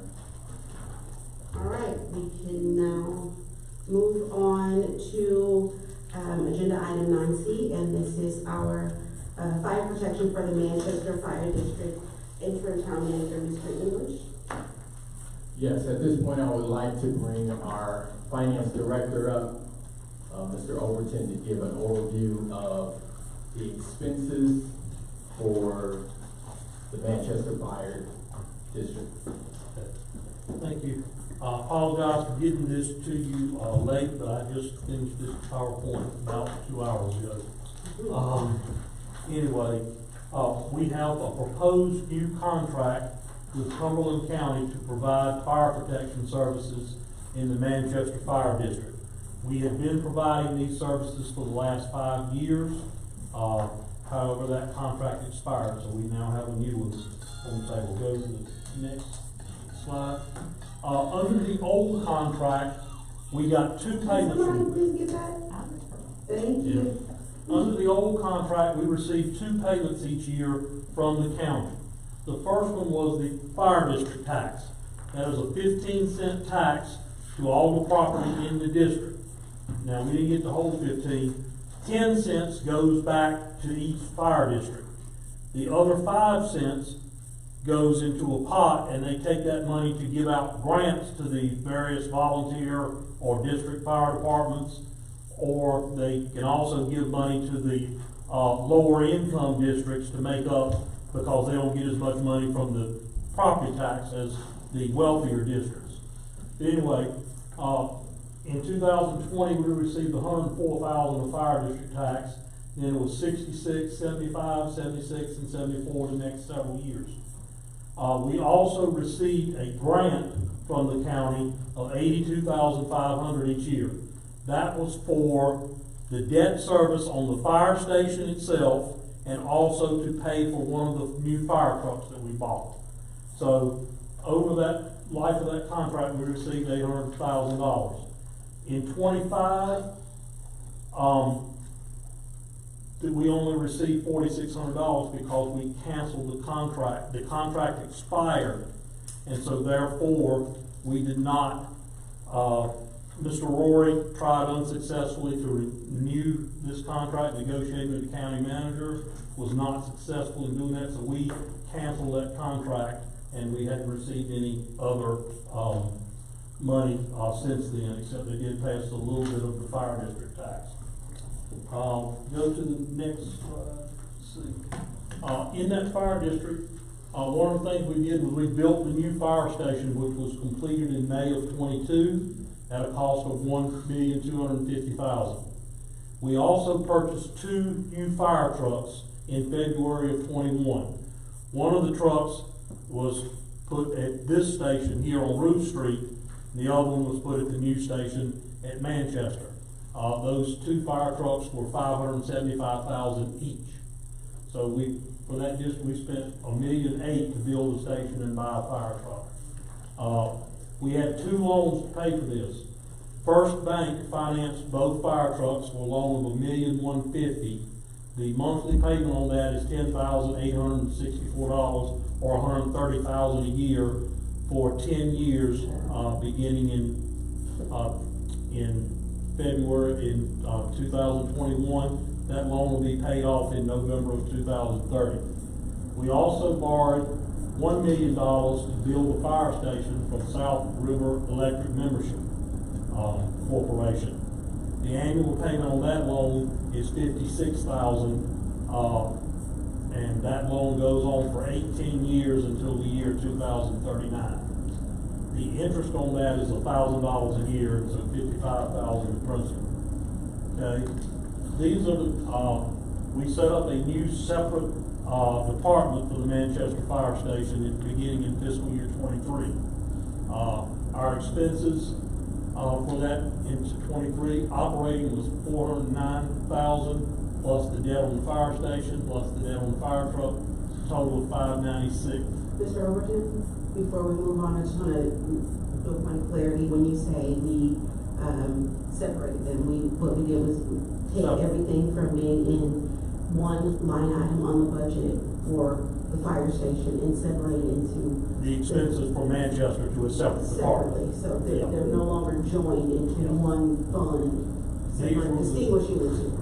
These are the only years that we had a separate budget just for the Manchester Fire Station Department. So it was $596,000 in 2023, $776,000 in 24, and $430,000 in 25. In 26, we did not receive. We did not separate that. We did away with that fire district after the contract was not renewed. And you see that our expenses in those years were significantly more than the revenue that we received from the county. And now we have a proposed new contract. Beginning immediately, and I'm sorry for that date, it says June 24th, 2024, it should be 2026, that's a typo on my part. They will pay us $50,000 to begin mutual aid immediately, from now to the end of this fiscal year, June 26th. Next year, they would pay us $649,000, which is much closer to the actual cost of actually running that district that we had several years ago. Now, when they sent over the terms of the contract, they included a clause that said after next fiscal year, beginning July 1, 27, that we would receive the revenue generated by the fire district tax, which, as you see, was significantly less.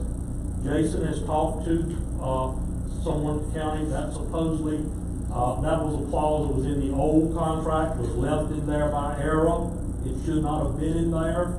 The terms of the contract should be $649,000 per year, not the $649,000 for the first year and then the fire district tax after that. If we do receive this and the county agrees to it, we could rehire 3 of the frozen positions we have at the fire station That costs us about $70,000, including salary, benefits, and payroll taxes for each fireman. So that would be a cost of $210,000. But we would need those people to operate that station. Under the old Manchester Fire District, we had 9 firefighters at that station. Now, the fire district tax revenue, I called the county a couple of days ago, got them to give me the property value for the Manchester Fire District. It's $122 million. The tax rate for all fire districts in the county is 15 cents. So the total tax revenue in the fire district would be $183,631. But only 10 cents of the 15 actually goes back to each district. So we would get $122,000 based on 10 cents. The other 5 cents from each district goes into a pot, and then the county can allocate that out with grants or give it to the lower income districts, however they see fit. So under that term, which is not supposed to be in there, we would only get $122,000. Mr. Dennis has been in contact with the county manager. We're trying to set up a meeting to clarify the terms of this contract so we get it correctly, then we'll have our lawyer review it, put it in writing so the terms are clear, because they had conflicting terms in the email they sent us earlier this week. So we're asking you not to take any action tonight. We will bring this back to you with the terms clarified and in writing at our next meeting. 100%. So what the board just received, I received the correspondence from our Cumberland County Chair just a few hours ago addressing this issue and the discrepancies in what was sent to us via email and what has been discussed over the past several months, over a year. And so I'd like to read this and make sure that the community knows and we have it on record. It says, "Dear Mayor Anthony, I'm writing to follow up on a recent meeting between the county and the town leadership regarding fire protection and emergency services in the Manchester Fire District. I want to express my appreciation for the continued engagement of you and your team on this important matter, and to make certain you and the Spring Lake Board of Commissioners are aware of where things stand from the county perspective. Following the meeting, the Cumberland County Board of Commissioners has been reviewing the proposal that was presented.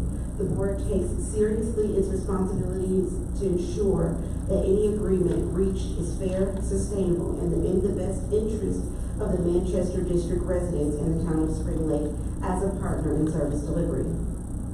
With that commitment in mind, the board intends to discuss this matter further at its agenda meeting Thursday.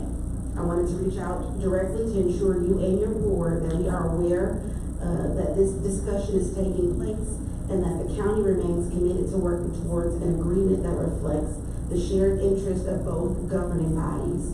I will be in touch following Thursday to provide an update and to continue our dialogue. I value the relationship between Cumberland County and the town of Spring Lake and look forward to reaching a resolution that serves the residents of Manchester District as well. Please do not hesitate to reach out to me directly in the meantime. And again, this is coming from the Cumberland County Chair to make sure that we know that the information that was presented to us is not the information that has been discussed, and they are taking it back to the drawing board on Thursday, and they'll be reaching back out to us as well. So, does anyone have any financial questions for Mr. Overton? If not, I would ask Chief Williams if you could just come and give us a quick synopsis of what's been happening and provide a bit of perspective. Sure. Thank you, Mr. Overton.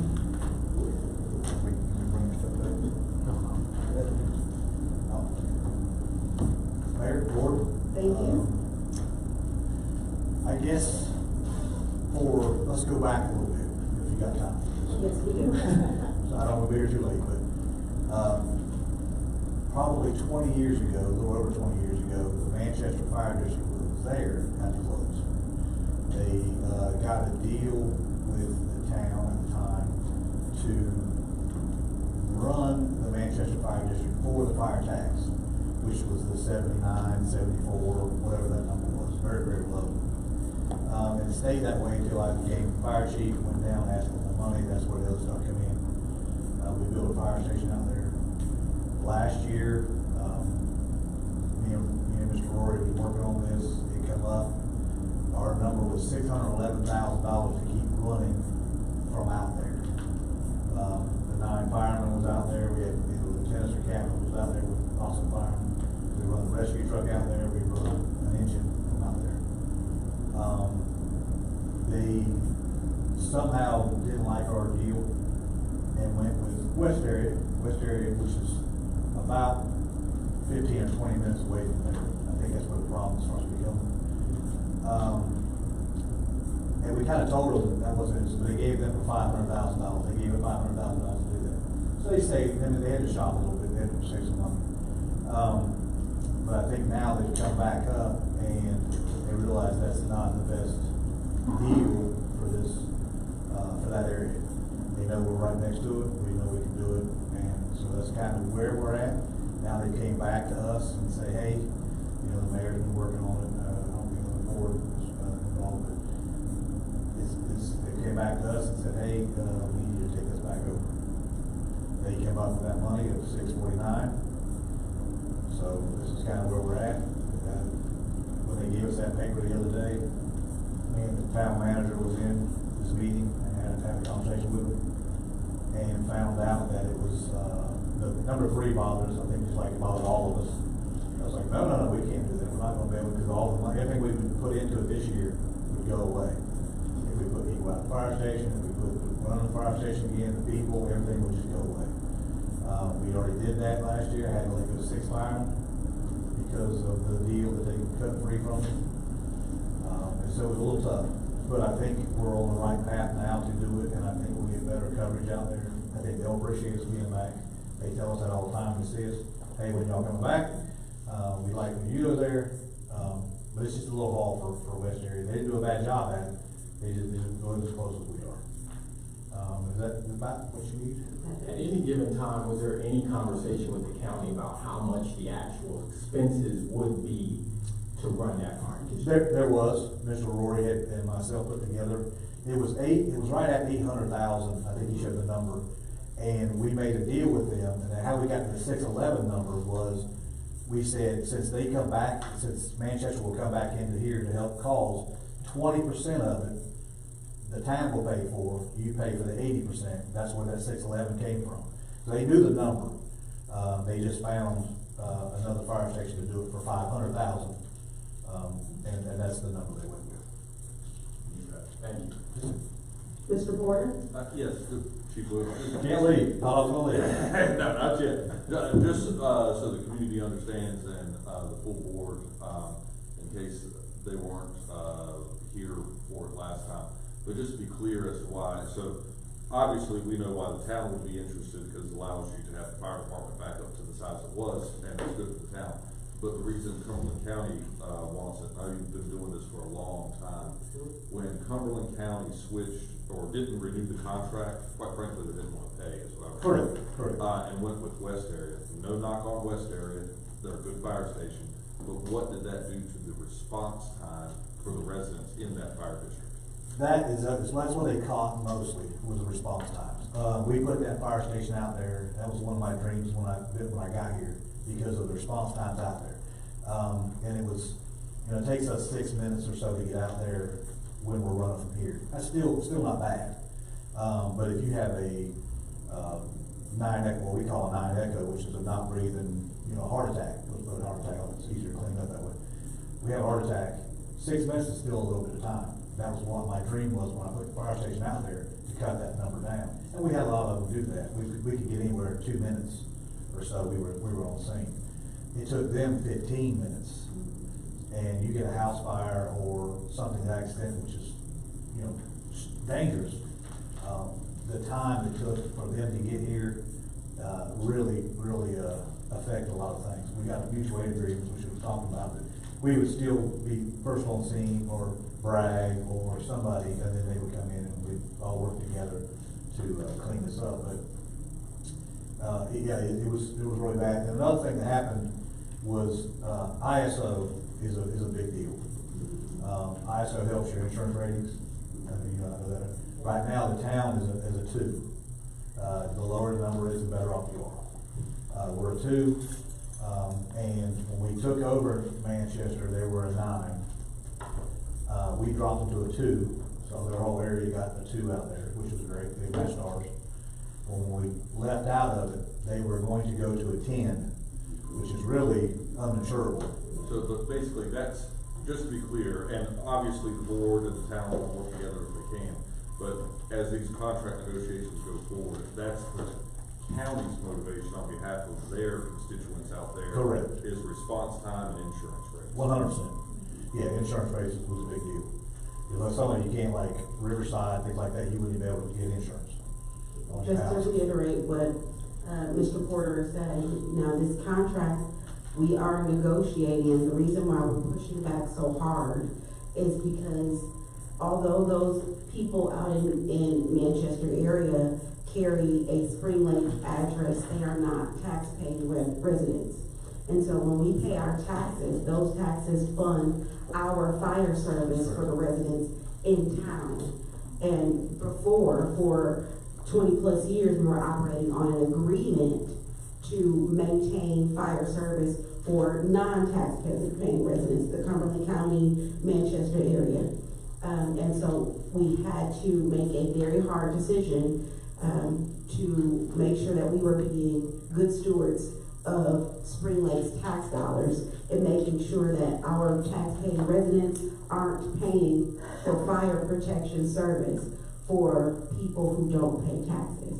If we could, in a perfect world, if we could, you know, provide fire protection and making sure we keep their insurance rating down and make sure we get there for that heart attack in a few minutes, we could. But we can't do that at expense of our residents taking up that cost.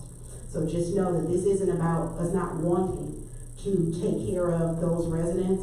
It's just that, do you want to pay to make sure that when 911 is called, someone goes to Manchester. So that is the big decision for us, is do we subsidize that? Which I hope that we all understand that we can't, because we have to operate as a municipal corporation. And we want to make sure that the county is taking full responsibility for the cost associated with providing fire EMS protection to that area. So I hope that just provides a bit more clarity. Commissioner Jackson? I was going to say that what I'm hearing is they were going to give us $6,449.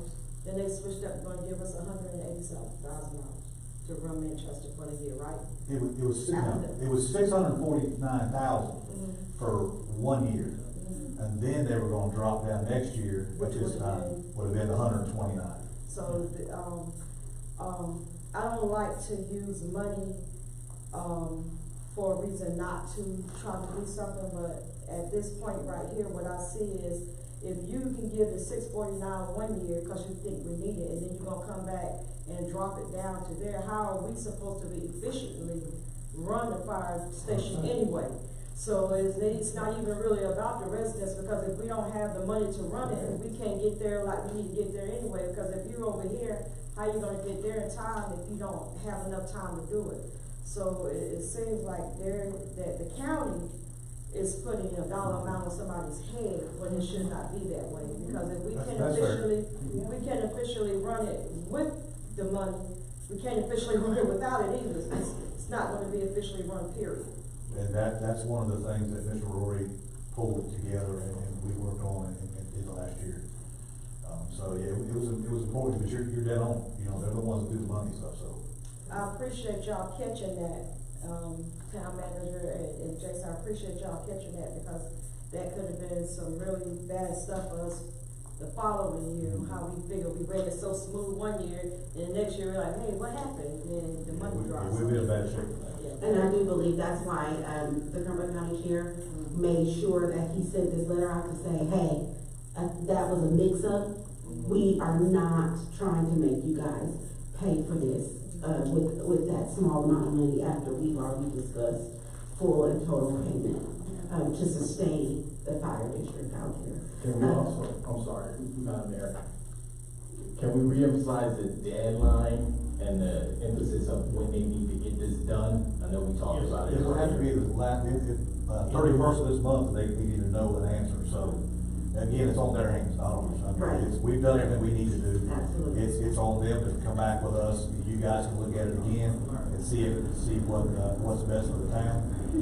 That's what matters to me, is what's best for the town. If you guys agree with it, you get to figure out if you want us out there, if we run it out of here, that's all gonna be in your hands. Well, what's best for the town is that we take care of the town.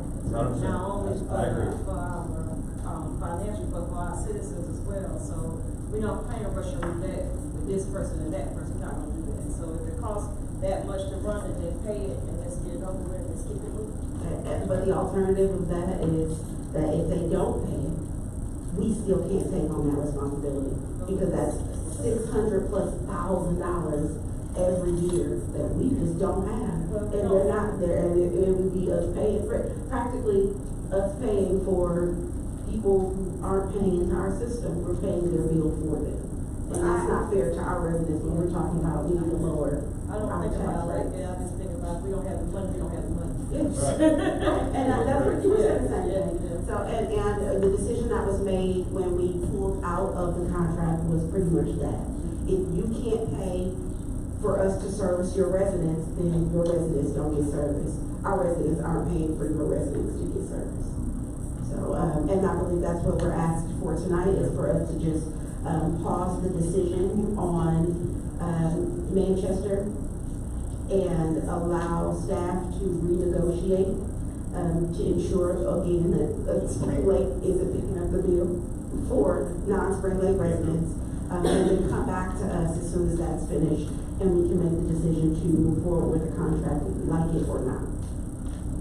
I'm sorry, Commissioner Cooper and Mr. English, you both had lights on. You turned the light off, so far. But you go ahead.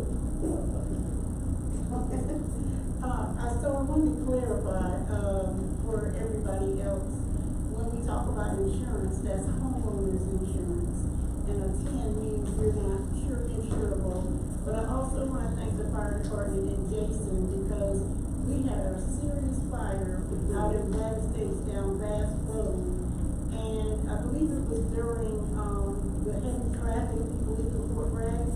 And although they were not supposed to, they went and responded, and they had the fire out by the time West area, who was getting paid to work that area, arrived. What was their response? What was West area's response time for that? It was 15, 20 minutes. They got to fight the same traffic, just got longer to go.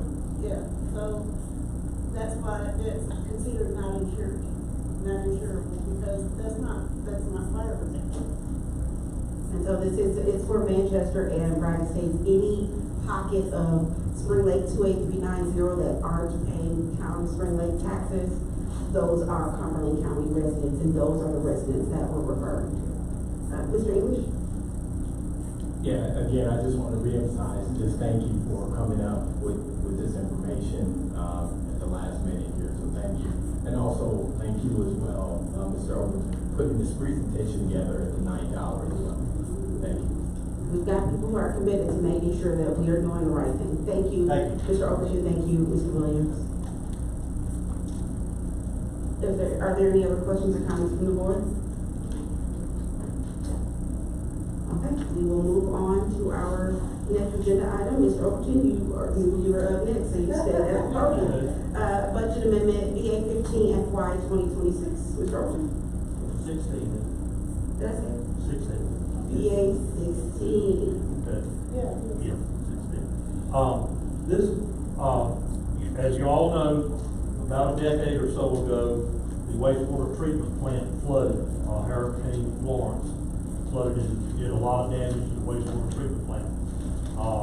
The Federal Emergency Management Agency will reimburse us for those repairs. We have a capital project fund currently going where we're doing a lot of repairs and improvements to the wastewater plant, and FEMA is reimbursing us for that. In that fund, we have $136,000 in the contingency fund for any other improvements that were not in the original plan. the engineers, Myers Engineering has said that we need to rebuild 4 sludge pumps out of the wastewater treatment plant. The cost of that is $25,000 for each pump, plus $5,000. Well, they said plus the cost of freight. They don't know exactly what that is, so I just put in $5,000.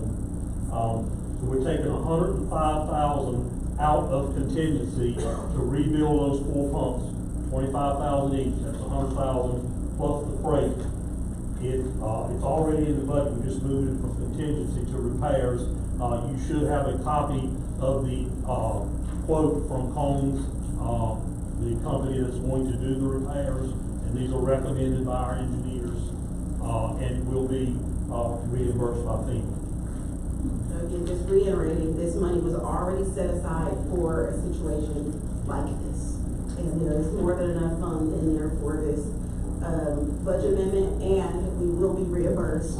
That $105,000 should be the entire thing from FEMA. Mayor Pro Tem? Madam Mayor, I'd like to make a motion that we approve budget amendment BA 16 FY 2026. Commissioner Burgess? Second. Is there any discussion? All in favor? Aye. The motion carries. All right, we'll now move on to BA 17 FY 2026. Mr. Overton? We currently have a part-time employee, Casey Noble. Her salary is currently being paid out of the administrative department. Previously it was paid out of my department. We have changed her duties. She is now helping Stephanie with planning and zoning and inspections. So this budget amendment is to move her salaries and benefits for the rest of this year to the inspections department. We're taking we have a vacant position in planning and zoning from the former person who is no longer here. So we're just moving money from one department to another, which we cannot do without your blessing. So we're just asking you, no increase in cost. It's just simply moving it from one department, from planning and zoning to inspections. Any questions or discussion on that? All right, I'll now entertain a motion to approve or deny BA 17 FY 2026. Commissioner Cooper? Is there a second? Commissioner Burgess? Any discussion? All in favor? Aye. Motion carries. All right, we will now move on. Thank you, Mr. Overton. To our reports, and I don't have a whole lot other than I just spent the last week in one of the most rigorous trainings of my professional development career, which began probably about 2010, and I can say I've done multiple courses, but none of them as directly impactful as the advanced leadership course provided by the School of Government. This is a course that I will be advocating for every elected official, not just the ones in Spring Lake. Every North Carolina elected official could benefit from the training in this advanced leadership course. We were able to be in class with both electeds from the local and county level, the school board, and with staff. And so it was an environment that we're not usually in, where we could bounce issues and solve problems, as well as really take some heavy self-examining of ourselves and our leadership styles. And so thank you, Commissioner Cooper. She actually went through it in the best class 2020. That's highly debatable. Totally. But again, it's multiple applicants from across the state, and very few are selected, but we understand why. And so I'll be advocating for this course. Hopefully we can eventually send some of our board, and we can advocate for boards across the state to be a part of this. Lunch with the Mayor was phenomenal. We'll have it again at the end of the month, and I haven't checked with Carmen to get the dates for March, but it will happen in March, close to her birthday. So yeah, Carmen, we'll have that for you shortly. As well as our Focus Group 4 will meet on the 11th at 6 p.m. To discuss our Economic Development Task Force. So if you are interested in the economic development for our town and having a say-so in how policy is written for our community. Please come out and be a part of that. It is an open meeting for the public. The state of the county address, and this will be given by our Cumberland County Chair, happens Monday the 16th at 6 p.m. in the courthouse. If you cannot attend in person, it will be broadcast online, but this is your chance to stay abreast of what's happening across our county and that directly impacts our community. And I'm sure it'll come again from Commissioner Jackson, but I want to make sure I reiterate and heavily emphasize the Board of Education meeting that happens tomorrow at 6 p.m. If you want a copy of the letter that we will be sending to them, I will make sure that copy is provided to you. That way, if you need additional speaking points, because the Board of Education needs to understand the impact and ramifications of the decisions they make regarding Spring Lake. And that is all I have. Mayor Pro Tem? Thank you, Madam Mayor. You're so very welcome. I'd like to thank you all for coming out.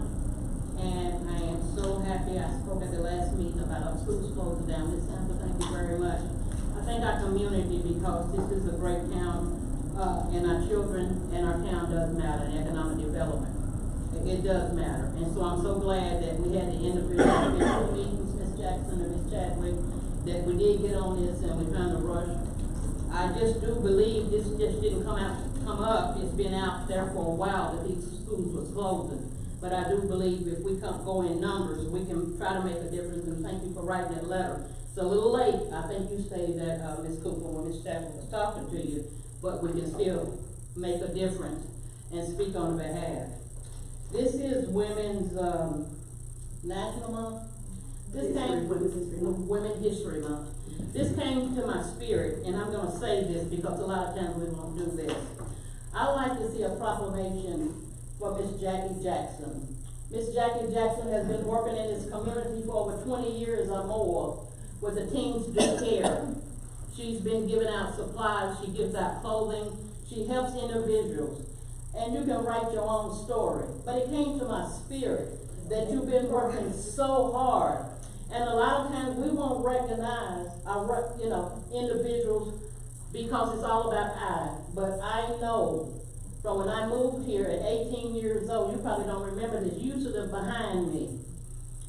But you've taken care of children, you've taken care of pregnant teenagers, you've given them clothing, you've given them food, and I would like to see a proclamation in your name, Ms. Jackson. You're welcome. Thank you. That's awesome. I'll give you a second if you do. Well, it's Women's History Month, and that's a great idea to give flowers.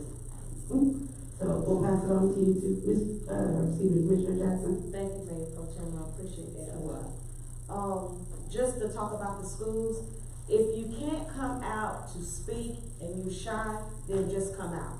We're going to be at Southview. They already moved it to Southview instead of closer to us. They're hoping that we don't show up. But we're going to be smarter than they are. I always tell my kids, be smarter than the average bear. We got to be smarter than they are. If we come in numbers and strong, that right there speaks volume. Right there, just coming in numbers. Spring Lake has so much history about negativity. The fact that the people came out for the meetings was phenomenal. The care, the interest in their voice, the sincerity, this is what we need to see. They're not respecting us up there, and now it's time for us to put our foot down and say, hey, we are here. Our kids are important. They are our future, and we're going to stand behind them 100%. So like I said, if you can't come, you need a ride, call me. We can see what we can do about giving a ride. I want to say a very, very special shout out to Robin Chadwick. I mean, she jumped on it. She called me, and it was just like, boom. She has been working hard. I think she got over 100 names by herself on the petitions. We have petitions going on if you just want to sign one. But I definitely want to give her her flowers about that. She's been on it. So please come out tomorrow night. The meeting starts at 6. If you want to sign up to speak, sign up at 12. They do between 12 and 5. There are other schools out there that are fighting the same fight that we fight. So I advise you to sign up early, as close to 12 or right after 12 as possible, or we're going to be there all night. So just make sure you come out and support. And if you can't come or you can't speak, pray. Prayer goes a long way. Ms. Jackson, can you speak to the process for signing up for public comment? You can go online, what I'm familiar with is you go online between 12 and 5 to the Board of Education and then just sign up. They used to do 30 minutes, they're doing an hour, and everybody gets 3 minutes. Thank you. Commissioner Burgess? I'd like to thank everybody that came out tonight. I work on the appearance committee. We're working on some more murals for town. Boys over on 87s should be getting one in Douglas Park. They're gonna, add some more to theirs at their park. And, the Easter egg hunt on Main Street, it's gonna be big. If you don't have kids, bring somebody else's kids.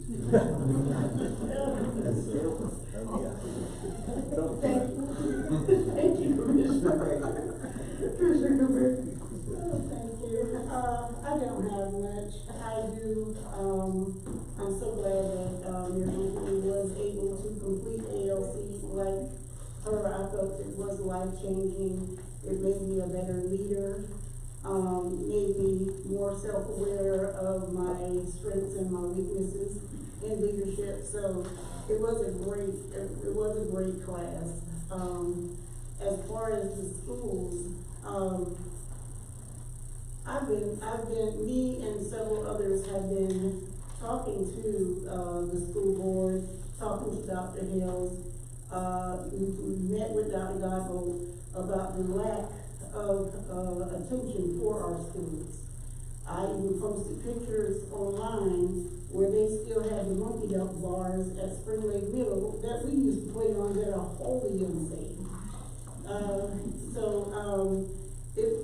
They had old bleachers that were messed up and unsafe as well.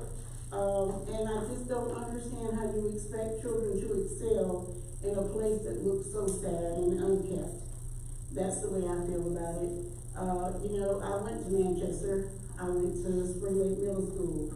I went to Manchester when it was Oakville.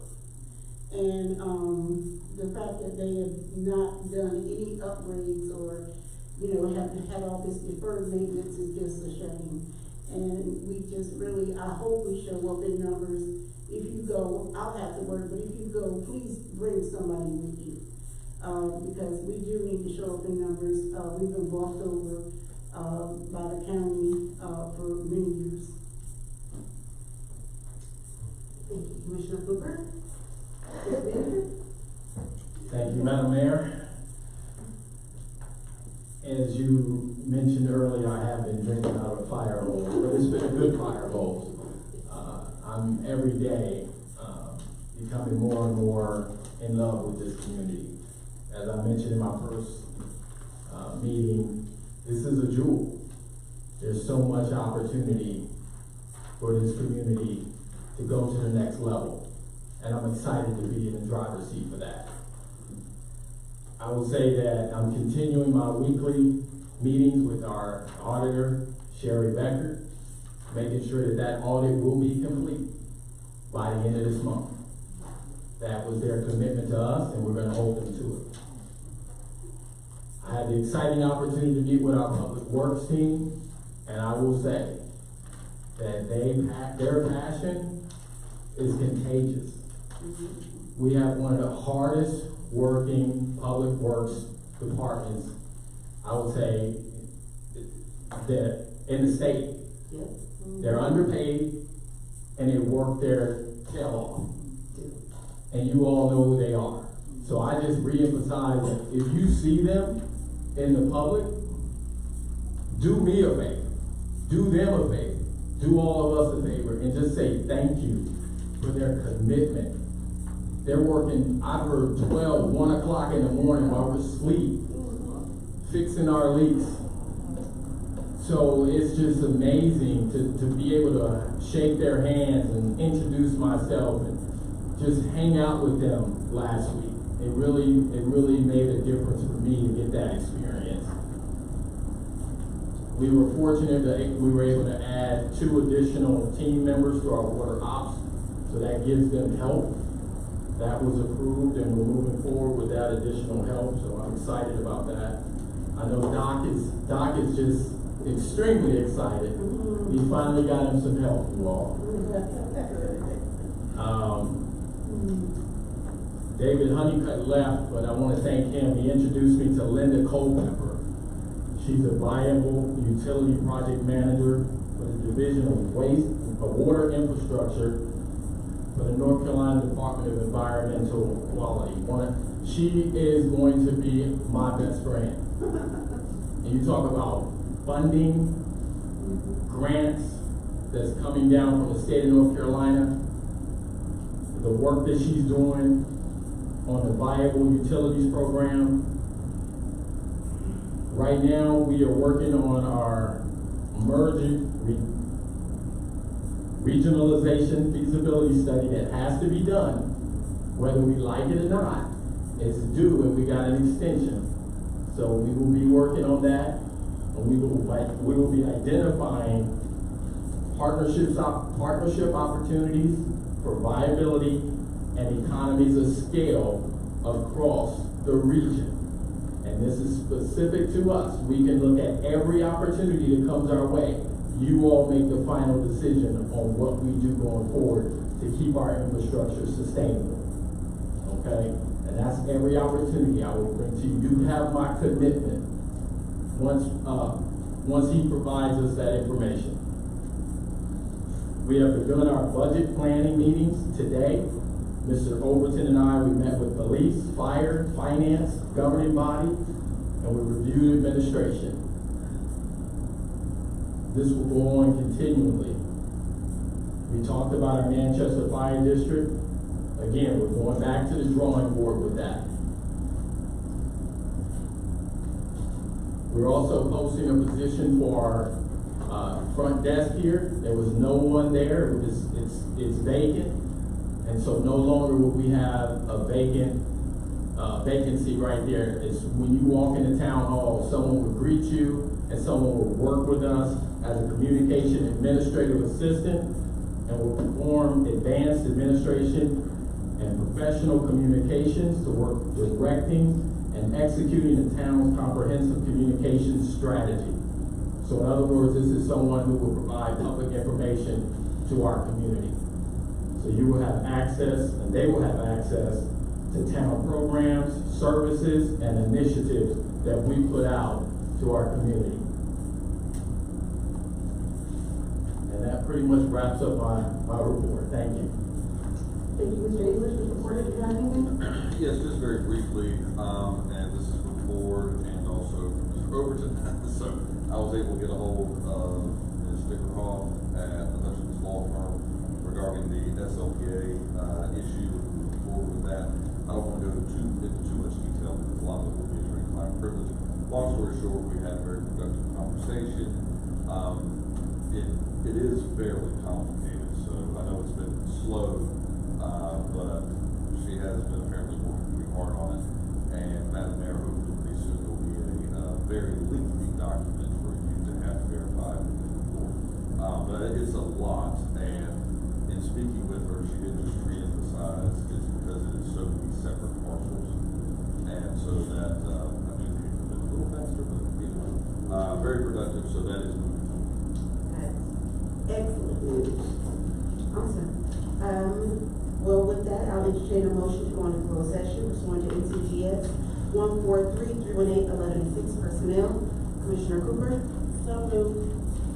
Is there a second? Second. Commissioner Burgess, second. Any discussion? All in favor? Motion carries. We are now entering into closed session with a brief 5-minute recess. Thank you all for coming out. We appreciate you so very much. Hope to see you in 2 weeks. Absolutely.